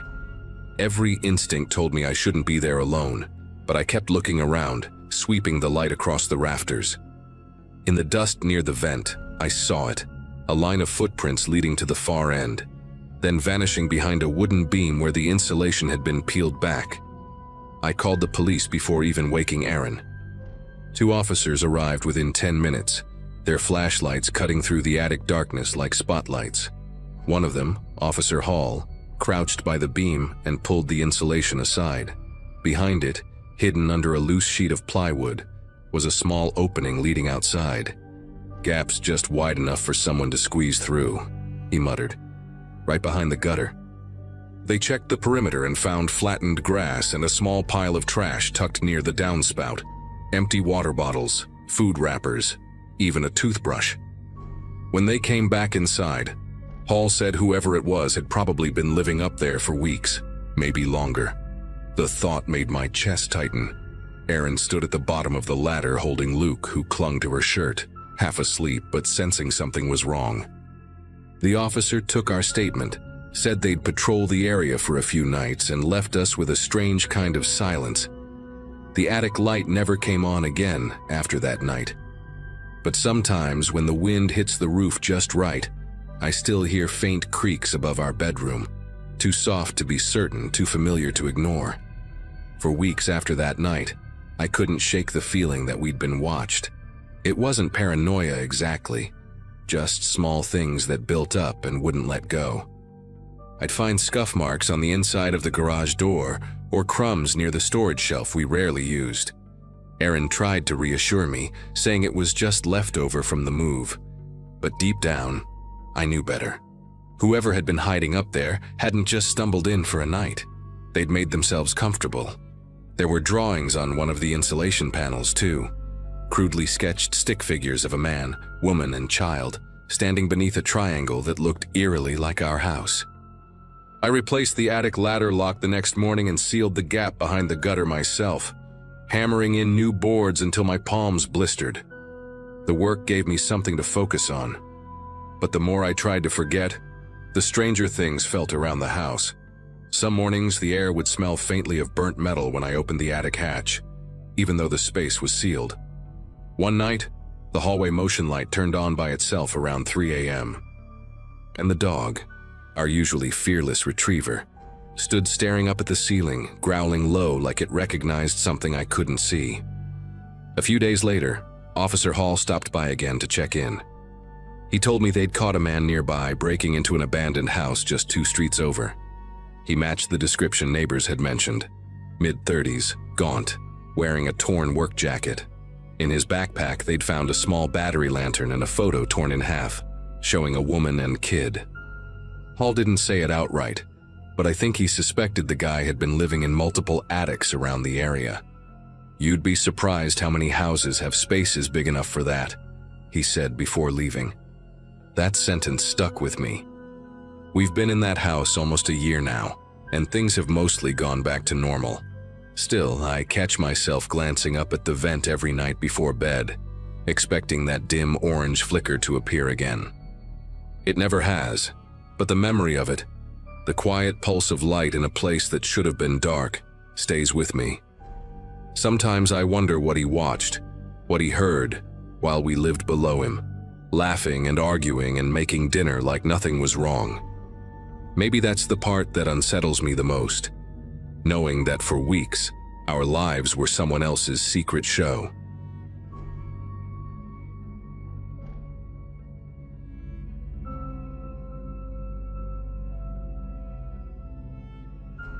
The house felt too cheap to be real. 2 floors, a creaky staircase, a front porch big enough for a swing, and somehow it was still within our budget.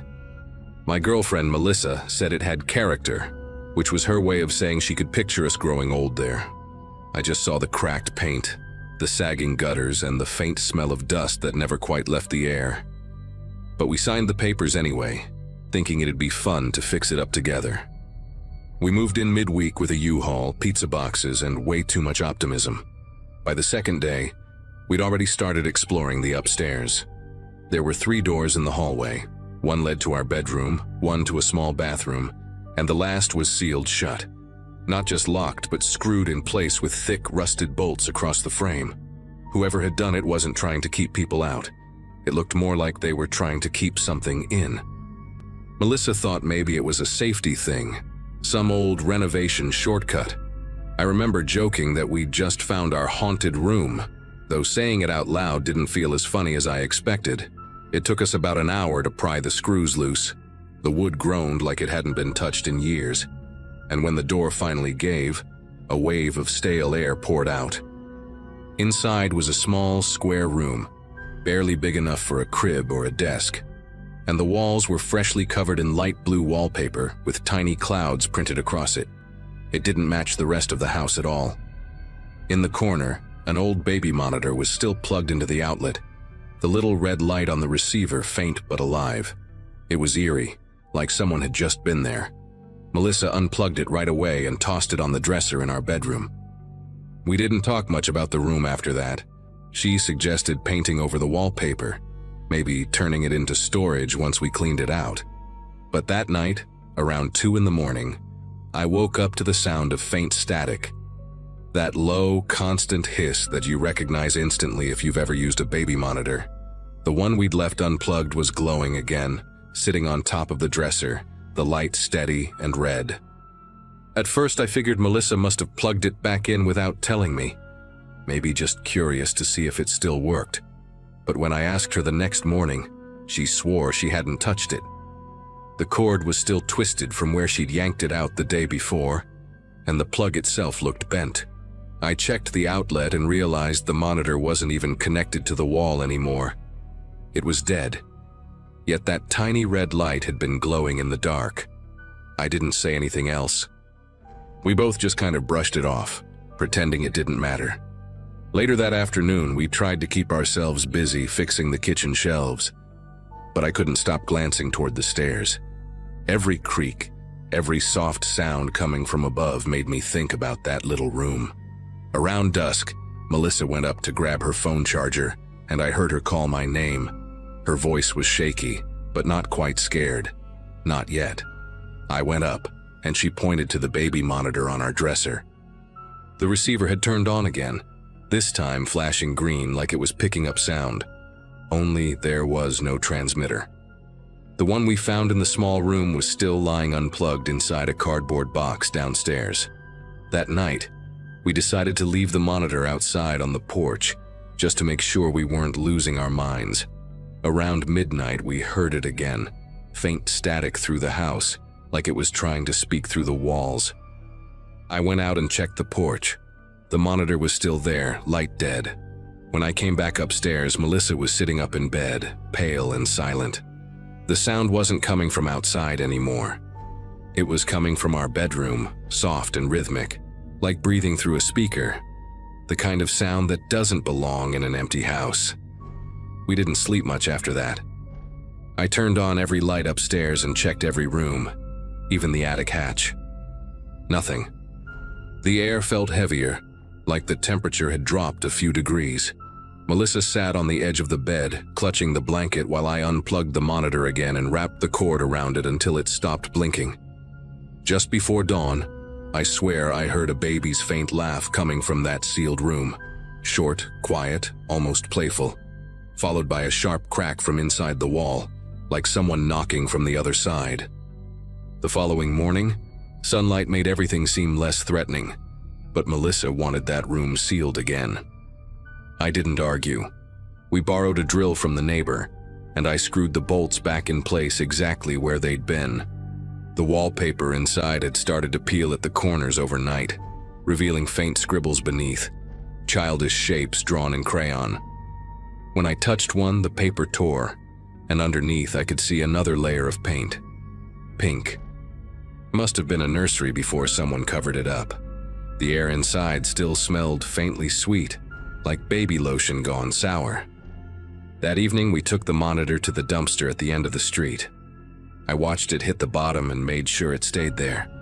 We both tried to move on, focusing on repainting the downstairs walls and ignoring the noises that still creaked through the ceiling. But a week later, I came home from work and found the screws on the locked door slightly loosened, like someone had been turning them from the inside. I told myself it was just the wood shifting, but deep down, I didn't believe it. 2 nights after that, Melissa shook me awake around 3 in the morning.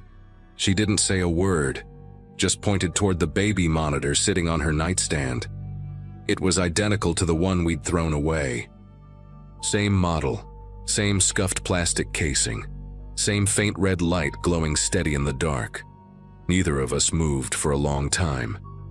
Eventually, I walked over, unplugged it, and took it straight outside. I left it on the curb and stayed up until sunrise, waiting for something to happen. Nothing did. We sold the house 3 months later. The real estate agent said the new owners were excited about all the potential upstairs. I didn't say a word about the sealed door. Sometimes I still wake up at night thinking I hear static. It's always the same soft hiss, like something small trying to reach through a distance that isn't really there.